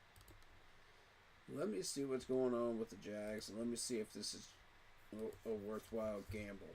Because I think they're gonna keep their division championship playoff hopes alive. You know, it's a close battle in the AFC South, and they're at the top right now. Mm-hmm. Here's the thing. Houston's playing good ball. So is Jacksonville. The Colts just added Phillip Rivers. Yep. So they'll still be battling, but I think it's going to be wide open at the end. Yeah. But when you look at the Jaguars' five wins, you're looking at the Chargers in a blowout. Okay, we'll give you that one. Cardinals are a trash team. Titans are a trash team. Colts are trash without Daniel Jones. So that's a blowout. And the Jets. And that 5-game winning streak, really, who was impressive there? Except for the Chargers. So, I mean, like, you already lost to the Texans once. You know, before that, you got blown out by the Rams. You got beat by Seattle as well. Yeah. So, I mean, like, what's impressive here in the most recent memory for Jaguars? If you want to prove yourselves, Jacksonville, this is the game to do it. Yeah, I agree. I definitely. But I don't think they're going to do it.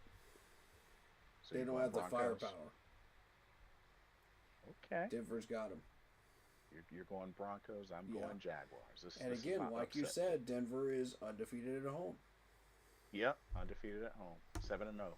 Bo Nix is playing some good ball. But yeah, that's definitely great potential to be a game of the week candidate. Denver's a Super Bowl candidate for me. Okay, well, this next game, Falcons at Cardinals.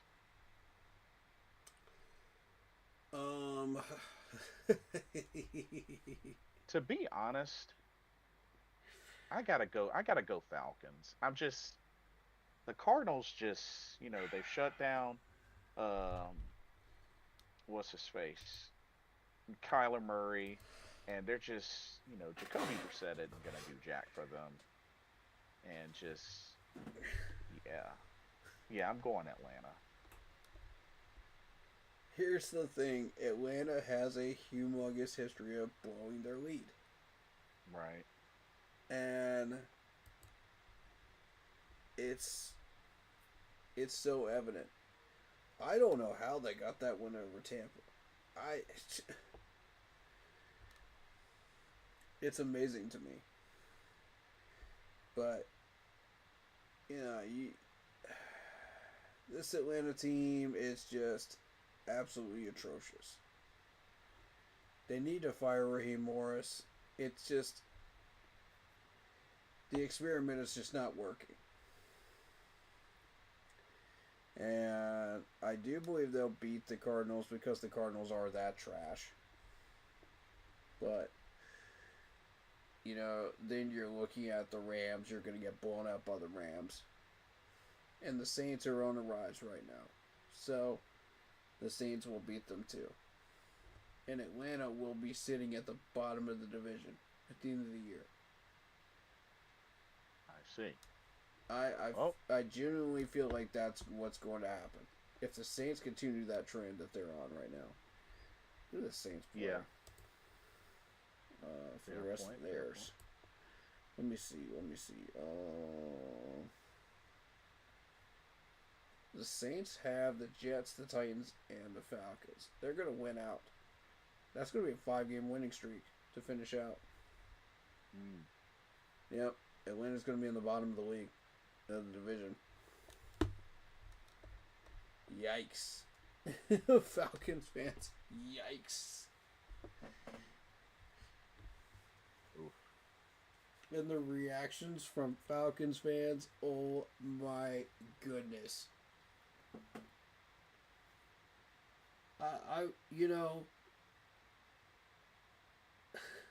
From what I've been hearing from Falcons fans, I'm surprised even half of them still have voices anymore because they've been complaining so much. I get it. Oof. And we can't really laugh that hard because we were there about 3 or 4 years ago. True. Very true. Because Matt Rule and Frank were just that terrible. Yeah. For real. Neither one of them had any business being a head coach in the NFL, let alone college. Yeah. And I am so glad we are where we are right now. I'm beyond thankful. Yeah, which is understandable. Whoever that sports agency is that Tepper hired, thank you. Yeah. Thank you times a million. You saved us from the depths of Tartarus. Yeah. And Okay. It's been beautiful. Okay, we got a few games left. Yes. Ooh, this ought to be another good candidate. The battle of 2 8-6 teams. Steelers at Lions. Steelers at Lions, huh? Steelers. You know what? I'm gonna go Lions. I think Lions will protect home field. What you thinking there? Well, 5-2 at home, and Detroit, although they've had some struggles, I mean, started out hot, but then they've been a little inconsistent with loss win, loss win, loss win, loss win. Mm-hmm. Now, Pittsburgh, I mean, they lost 2, and then they won 2 straight. They haven't totally locked up this division yet. Right. But they have gotten some big wins over the Patriots, Colts, Yep. Ravens. Mm-hmm. This is a very dangerous Pittsburgh team. But I'm gonna say Detroit protects home field. I think they'll protect home field. We shall see about that because Rodgers has been playing some good ball this year. Yeah. And Goff's numbers has been solid. 314 of 453, 29 touchdowns, only 5 interceptions. He's had some strong, solid numbers. Gibbs is looking good. Amon-Ra St. Brown has scored pretty much every single game at least once. Oh, right. Yep. Aiden Hutchinson has 9.5 sacks, which is ridiculous. And Campbell has 143 tackles. So, I mean, this is a very dangerous Lions team. Don't get me wrong. But Pittsburgh has been playing better than people that have the superior numbers. If you've been paying attention to Pittsburgh, this is a team that just beat the Dolphins and the Ravens back-to-back weeks.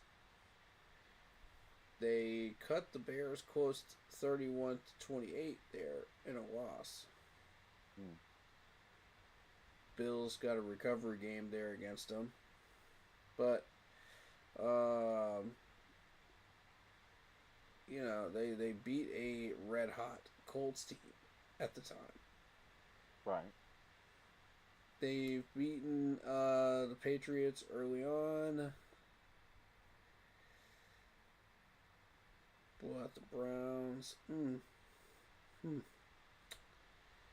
Pittsburgh, I mean, this is the game that's going to really show people who you are. Mm-hmm. If you really want to impress people, beat the Lions, Pittsburgh. Because it will raise some eyebrows going into the playoffs.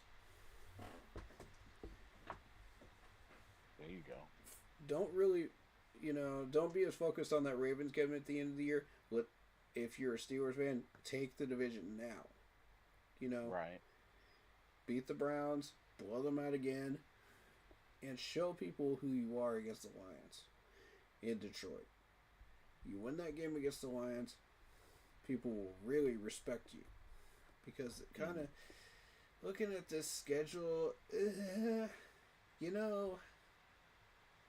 are you really impressed here?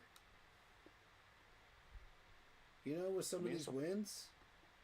I'm not. You need a convincing one. It's been a while since you've had a convincing one. So, show me that besides the first Ravens win there in Baltimore, show me that you can get one against the Lions, and I'll believe that you're a legitimate playoff threat. Because right now, Denver and a couple of these other teams really have your number. Fair enough. But I do think that they will do it. I think they'll beat the Lions. Okay. You're going Steelers, I'm going Lions. Mm-hmm. All right. Okay, last 4 o'clock game. Well, 4:25 game. Should be an easy one. Raiders at Texans. Texans. Yeah. Texans need this game as a fluff game to make sure that they take the division. Yeah. And the Raiders are just trash. Yeah. Mm-hmm. Yeah. I know that's Easy my one. dad's team, but they're trash. Easy one. Yeah. All right. And then the Sunday nighter. Oh, this should be good. Patriots at Ravens. This one I've got on upset alert. You I know have, what? I I have could this one see on it. upset alert. I could New actually England. see it. Baltimore is favored by And the 60.4%. and the crazy thing is the Patriots are undefeated on the road. This is the real test for New England. This one right here will show Right. everybody New England is a problem. And they've been handling business, and then they got to the Bills game. The ref screwed them over, but Right. they came within 4. Let's not ignore that. Just because they lost that game does not mean they should ignore that. That's a legitimate loss. Hmm. They lost to the Steelers. That's a legitimate loss. The Steelers are a really good team. But, we're ignoring that Raiders loss to start the season. But everything else has been a win down the board. Right. And you're talking kind of a soft schedule up until the Buccaneers game. Now, the Buccaneers, they took the Buccaneers game, which I was surprised. That's how I was like, all right, maybe I should take this team a little bit more seriously. Hmm. And then handle business against the Jets, handle business against the Bengals, handle business against the Giants. And then you only lost by 4 to the Bills. Okay, I'll take you seriously, New England. This team has a lot of talent. I watched a little bit of that game against the Bills. Very impressed, by the way. Hmm. Even though the Bills have been dropping a few of these types of games, they didn't drop that one. So, it shows me New England has a lot of talent. And they can hang with teams like this. So, can they hang with the Ravens for 4 whole quarters? Absolutely. And Lamar Jackson. Do they have enough firepower to beat them? I think so. Yeah, I think so too. But I'm going Ravens on this one. I'm putting New England. I'm going New England. You going New England? Yeah, I'm going to surprise some folks on this one. New England, and I actually put a bet on this one too. Oh, okay. Yeah. Let's see what happens. Alrighty. And then the Monday Nighter. The Monday Nighter. 49ers at Colts. And the Niners have a pretty good defense. But their offense is lacking. If you paid attention to San Francisco's offense.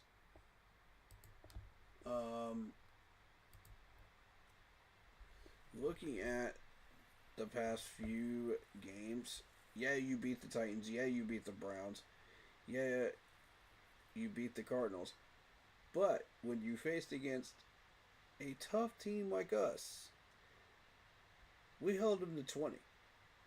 Yeah. You faced the Rams. You only got 26 against the Rams. So it's easy for people to say, "Oh yeah, the Niners have weaponry and all that, and a tough team." But when push comes to shove, when you face a legitimate team, that offense starts to glare away a little bit. And gives away their weakness. So I think right now, I think this is going to come down to field position. This is going to be a tough battle between them and Philip Rivers. My whole thing is that Philip Rivers has moved the ball in the chains, but can he find the end zone? Yeah. He hasn't found the efficiency yet. Right. Might be rust, might be something else, you know. But right now, he's not finding the end zone. So, this is where San Francisco is going to take over and have the edge by about 10 points.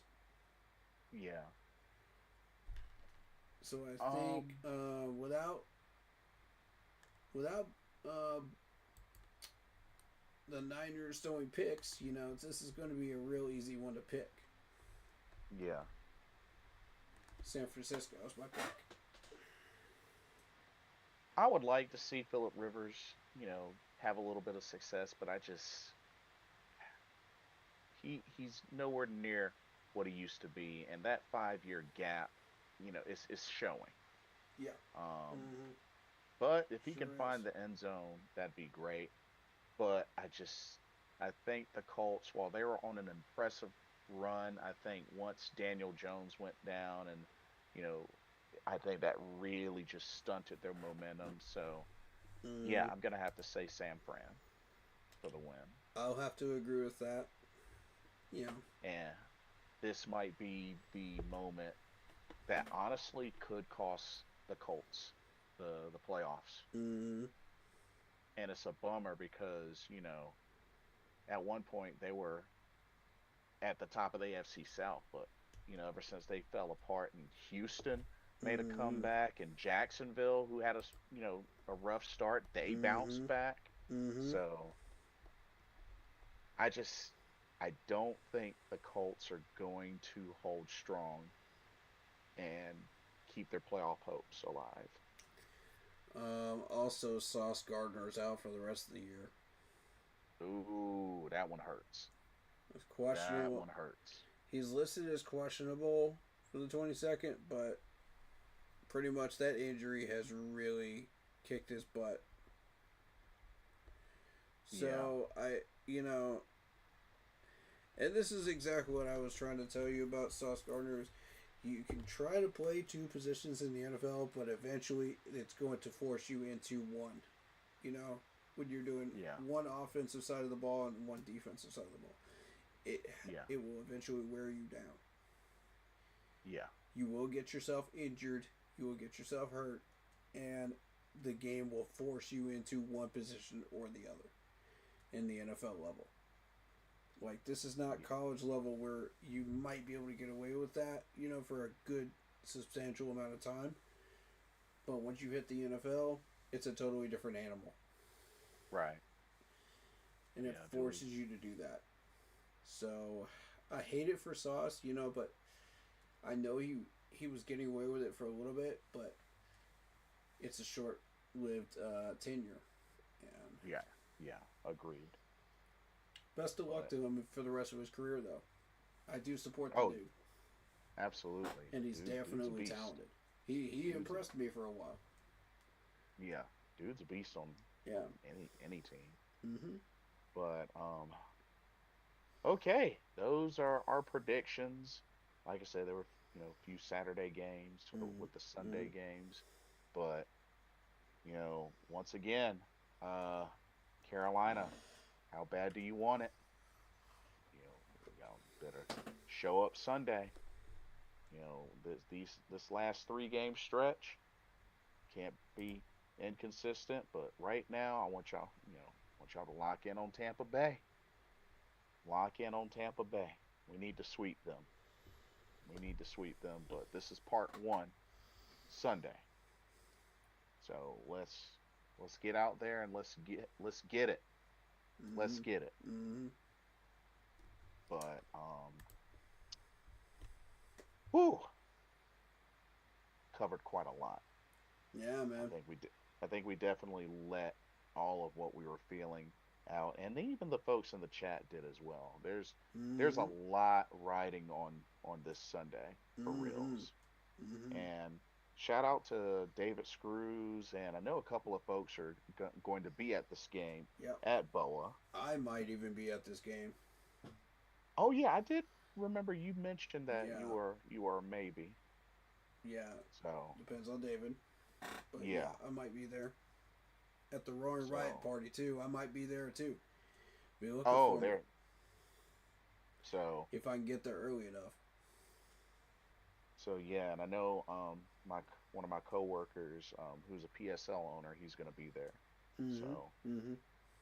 but I might yeah, stream a like little bit from the Roaring Riot party before I go in. Just to kind of show off some faces and say hi to people, you know. there you go. It'll be cool. But Carolina, get the freaking win. Get the win. Canales, Ajaro, act right, focus, call a good game, and get the freaking win. Everybody on that team, let's get this. Like, you've Mm-hmm. heard the motivational speeches, you've heard the calling outs or whatnot. What are y'all gonna do about it? Like, let's get this win. Quit quit messing around and let's get this win. Beat Tampa Bay. Beat Tampa Bay. Destroy Tampa Bay. So Alright, you ready for me to go in with this, man? yeah. Because, alright, I'm about to motivate this team to run through a wall. First of all, the main message of this Tampa Bay series is we can't quit. We're still in the fight. Yes. We can't quit. We're still in the fight. Can't quit. We're still in the fight. Can't quit. We're still in the fight. Like, it's got to become our mantra at this point. Because, along with keep pounding. Because we're honoring the great Sam Mills. Yes. Now, if we're honoring Sam Mills and we're beating the drum, what would you want Sam Mills to say to you if he were still alive and standing on that sideline, coaching you as a player? What would you want to hear from him? That's a question I ask these players. Because what would you want him to coach you on? Because Sam Mills is not just an exceptional player, he's an exceptional person. And Right. when I look back at his history and remember what he has done for us, I mean, I'm just blown away. Whenever I walk by that statue and I pay homage to his history, and I cannot walk up to that stadium and not pay homage to him. You know, because he's the reason my channel exists. Right. You know, he is my namesake. I'm honored and I'm privileged by that.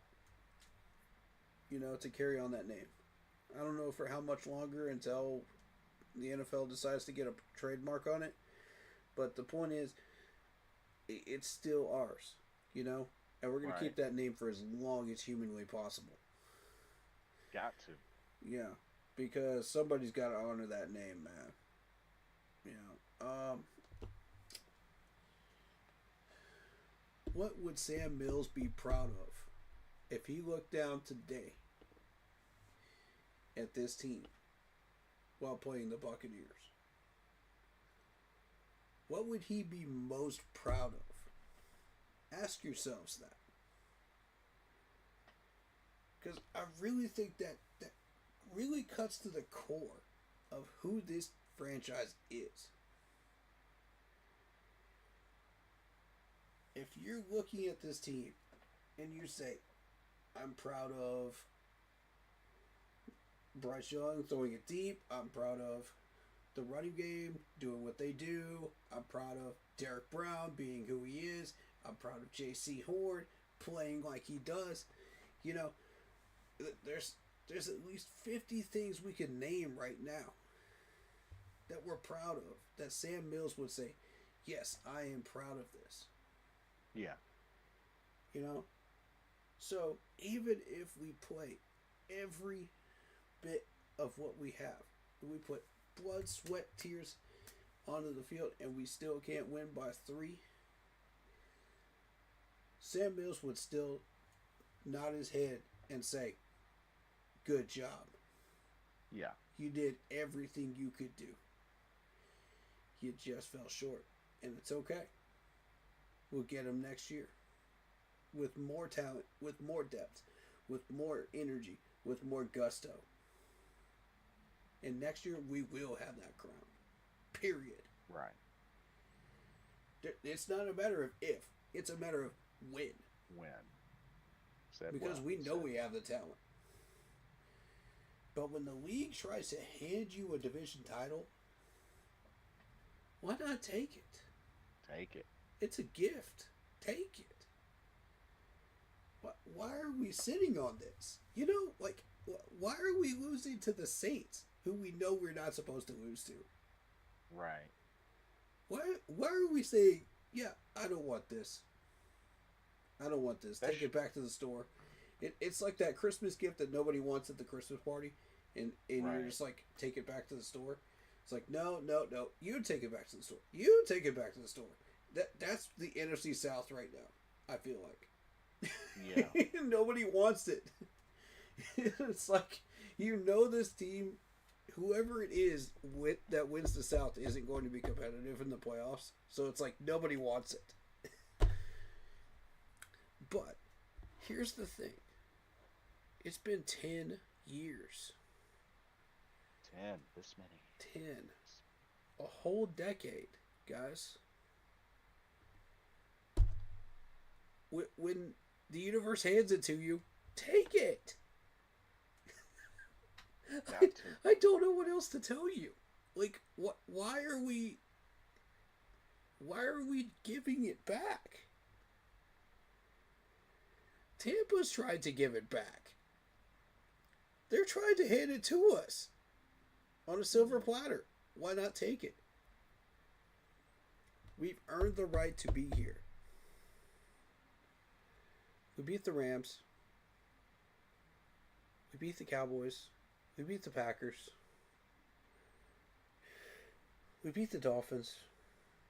We beat the Jets. We beat the Falcons twice. We've earned these victories.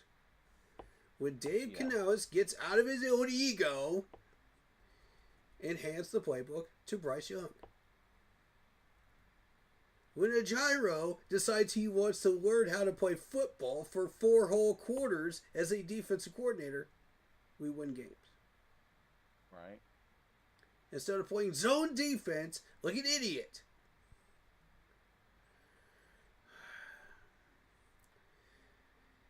When we decide we don't want to play favorite to our kryptonite anymore, Right. and we're done playing games and patty cake with it, and we actually won a division title, that's when we'll actually get the title. Because these are grown men on this team. These aren't just your average Panthers players. Yeah, it's another trash year. Blah, blah, blah, blah, blah. Here come the excuses from the coaches, from the press box. Blah, blah, blah, blah, blah. You know, this team's terrible. Lack of execution. Da, da, da, da, da, da, da, da. No. This is different. You can sense it. Mm-hmm. As you look at this locker room, you can sense it. These players want to win. And they have won. That's how you know. It's a different mentality. It's a different energy. It's a different team. Yeah. We have reached that critical juncture where either you want this division title or you want a spot on the couch during the playoffs. You have to choose, Panthers. Dave Canales, you have to choose. I'm looking at you, Dave. Yes, you, Dave. Choose what? Are you going to favor your ego, or are you going to let the team do what they're supposed to do? Right. And not get in the way? Because so far, that's all you've been doing, is getting in the way. Let these gentlemen work. Bryce Young, this is where... Bryce, I need to talk to you for a second. Hold up. Bryce. Can you please grow a spine and tell Dave Canales to back off and let you run that offense? Please? Please tell this man to back off and let you run this offense, because you have evidence backing you up that you have won games when he has left you alone. You don't need him over your shoulder like a toddler, like an overprotective parent. Mm-hmm. You don't need him doing that when you know what you're doing now. You've basically become Peyton Manning 2.0. So play like it. You know? I got all the support for you in the world, buddy. Play like it. Now, this defense. This defense has been playing so well this year, and I'm so freaking proud of you. You guys have played over your head so much this year and had to carry this team. And I'm asking you to do it 3 more times. Yep, got 3 games left. 3 more times. We'll see about the playoffs once we get there. But that's if we get there. Right. But I'm asking you guys to do this 3 more times. That's it. Can I count on you, gentlemen, to pull this off 3 more times? The work is not done.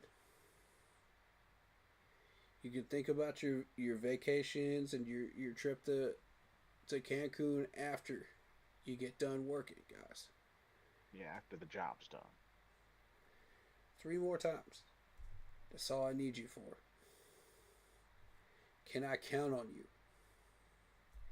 Don't worry about a gyro. Can I count on you?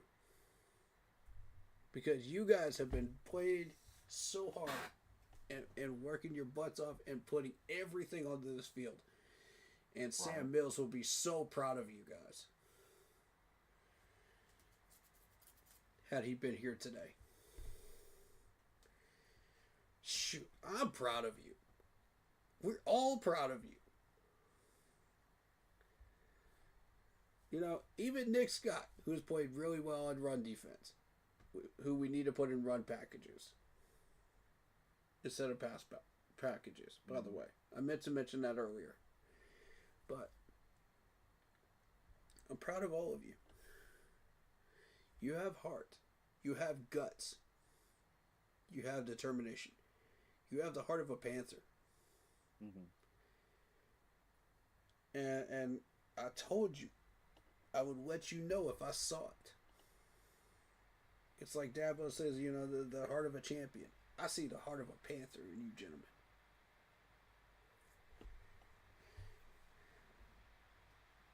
So when you go out there and you get hungry enough for this championship,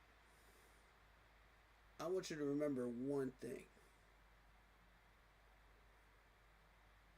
Play like Sam Mills would play.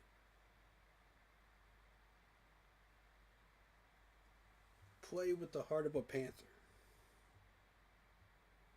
Do what you know you can do. Put everything you have into it. Your blood, your sweat, your tears, your determination, your grit, everything into it, defense. Because we need you. We need you desperately in this game against Tampa. All 4 quarters. Gotta make it count. All 4 quarters. Please. Please. I'm begging you. Make this count. Yes, indeed. Offense, it's your time to shine. Make Tampa pay. A whole decade of Tampa shutting us down. Make them pay for it. Put points up. Show them who we are. Don't let the media, don't let all these people tell us who we are. We know who we are. Go show them what the Carolina Panthers are capable of doing. Go show them that we are a legitimate playoff threat. Go show them that we are a problem for the league. And that we are back. And we're not going anywhere. Make them pay for it.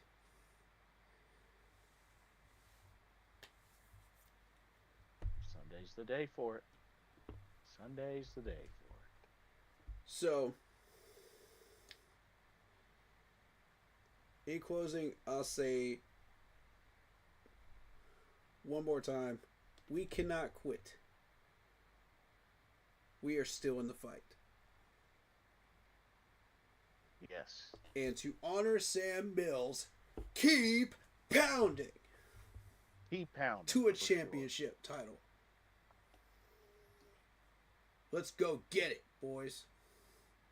We've worked hard. We deserve it. It's time to change the guard.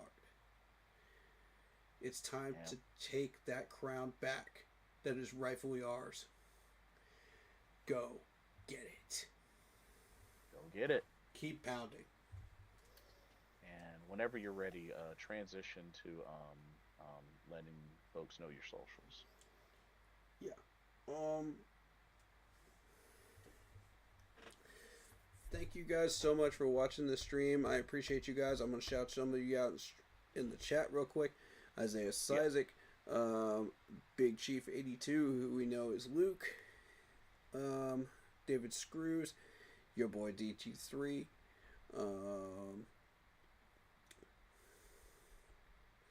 I got Isaiah, didn't I? Yeah, I did. Jeff, Herkos, or Hekos, I don't know. It's getting to that point of the night where I can't read properly. Oh yeah, also, Falcons fans, ice up, son. I forgot to mention that. Ice up, son. These videos are so entertaining to watch, I'm telling you. Oh my goodness. Ice up, son.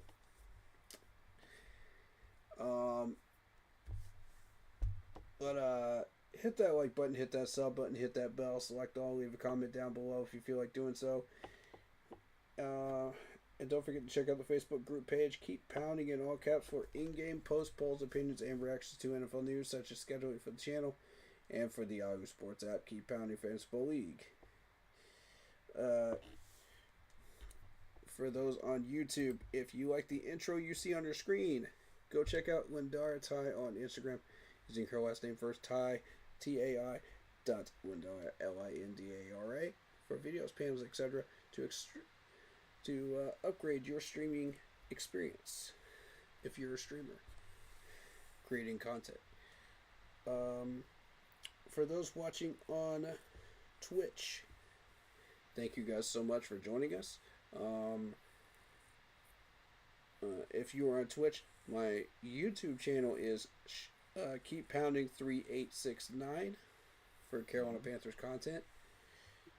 Again, that's Keep Pounding 3869. If you're on YouTube and you wish to join up with the Twitch channel, download the Twitch app and go to Shadow Warrior with 1W 645. Shadow Warrior with 1W 645. That's also my gamer tag. Make sure to check out Monster Sub and Grub out in Spartanburg, South Carolina if you want to get yourself a tasty sub on game day. And you're in South Carolina.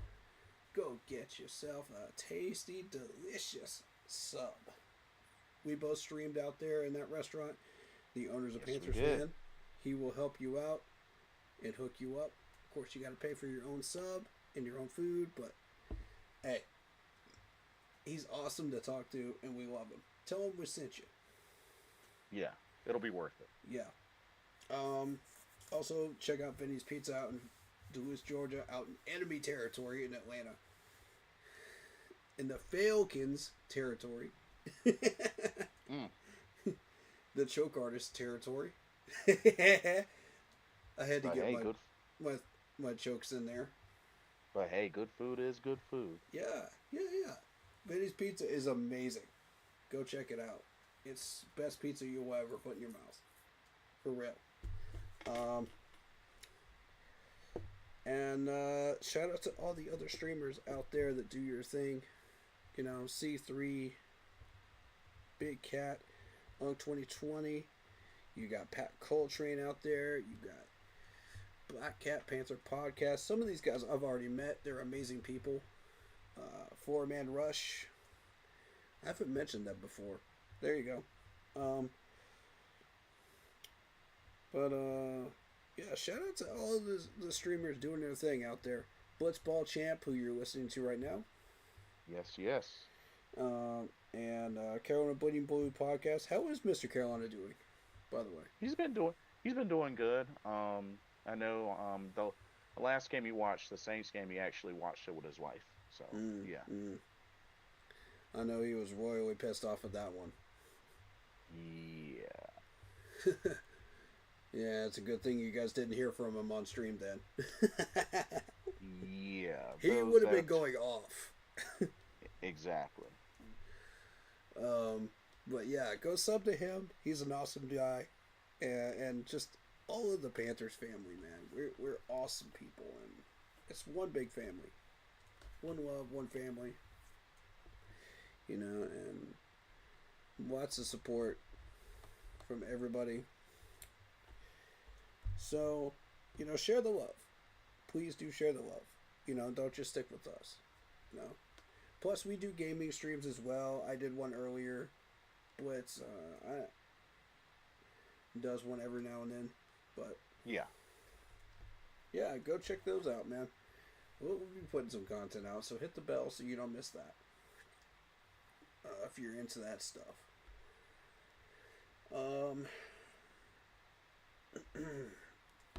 Prayer requests and good vibe requests. We do those when we're not reacting to the Panthers games. So please do request those, and we'll stop content and we'll do that for you. Even if you're not a believer, good vibe requests are awesome too. You know, we welcome those. But it's our way of giving back and helping people. You know, you guys support us, and we love helping you. So, indeed.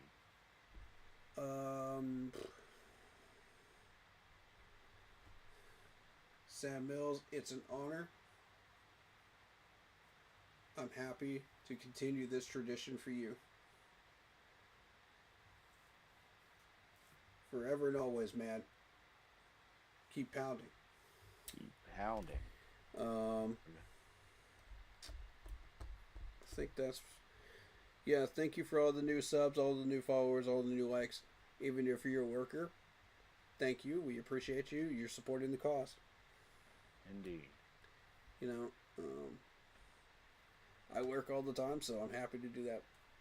To welcome you guys here. All 32 teams, fans, if you're new. We support healthy debating. We support all kinds of other things. So welcome. We hope you return. Absolutely. Very well. Very well. But yeah, I think that's pretty much got it, right? Yeah. Yeah. But yeah, thank y'all so much for coming out tonight. Like I said, keep pounding. We're gonna get through this. Be sure to come on back through Sunday, and let's get this win over Tampa Bay. I'll let you guys know through the Facebook post where we're gonna be sitting at and through the live stream on the way up. Cool deal. To the stadium. So you guys can come say hi to us. Please do. I'm very approachable. There you go. So definitely take advantage, y'all. But thank y'all so much for joining us tonight. It's been fun. And back to the grind. And we look forward to seeing everybody Sunday. Let's go get this win. Let's keep the playoff hopes alive. Let's get back on track and get this division title. But until then, it's been myself, Blitzball Champ Jason Ingram, and keep pounding. We will see y'all on Sunday and also on the next video and our live stream. Y'all be safe, keep pounding. We will see y'all soon. Good night, everybody. Peace.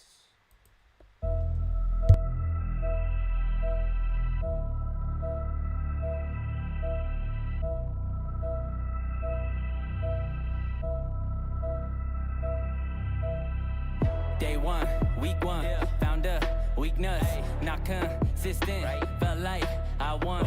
Time to turn in, no one will help. Time to pick up, fight with myself. I guess I didn't get it the first time. Stay humble and minimize your prize. My ego, it gets in my way like I guess I was feeding the wrong right. Alright, every day, one long night. I'm betting my life on my mind. I'm betting my life on an idea that everyone said can't be done. How many songs does it take? How many lives can I change? How many people gotta reach out to me and tell me I've made songs they play every day? Songs they play when the rain gets too heavy, but they push play and rose out the pain. But that's just not enough. I'm ego driven, gotta fall summon. I need to get rid of the wrong summon. Thoughts running, I'm under. My one is not 100, that's something. Got a bit of pain when you're under it, but it's the way that you run with it. How do you talk when you're struggling? When I'm defeated, when I feel hopeless, I feel like I lost to someone today. When I ain't broken, I hope they don't notice that I ain't the one that I thought I was. Wait, I don't quit, I'm still in the fight. I don't quit, I'm still in the fight. I don't quit, I'm still in the fight. I don't quit, I'm still in the fight. I'm feeling my reasons, they're heavy, my heart. They telling me you ain't alone in this fight. But you gotta do something, you gotta rise and kill the doubt that's in your mind. I don't quit, I'm still in the fight. I don't quit, I'm still in the fight. I don't quit, I'm still in the fight. I don't quit, I'm still in the fight. Start over, day one, setbacks, step back. Realize the change takes time, that's facts. Don't let the fall become the path. I know the pain, but that's the past. I know when we fall back, it's easy to say that we're not enough. To look at the mountain like I don't know. I feel like I'm falling so out of touch. I'm out of breath and I'm out of luck. I need a little bit of what to make me numb. The cycle stuck, a light from the vice is done. One good choice and my light came on. Day one is better than one day. One step is better than someday. Most times you're gonna feel lonely. That's the time that you'll be growing. Double down on all the fear you got. Double down on all the hate they talk. Double down up in the silence until you can feel it, and then you just rise on up. What is the key to develop greatness? It isn't the talent that they've been placed with. It isn't the life that they've been raised in. It isn't the luck that they have gained with handouts. They stand out, cause legends never quit. Where the day one takes the outcome is somewhere in the grid. When I'm defeated, when I feel hopeless, I feel like I lost to someone today. When I ain't broken, I hope they don't notice that I ain't the one that I thought I was. Wait, I don't quit, I'm still in the fight. I don't quit, I'm still in the fight. I don't quit, I'm still in the fight. I don't quit, I'm still in the fight. I'm feeling my reasons, they're heavy, my heart. They telling me you ain't alone in this fight. But you gotta do something, you gotta rise and kill the doubt that's in your mind. I don't quit, I'm still in the fight. I don't quit, I'm still in the fight. I don't quit, I'm still in the fight.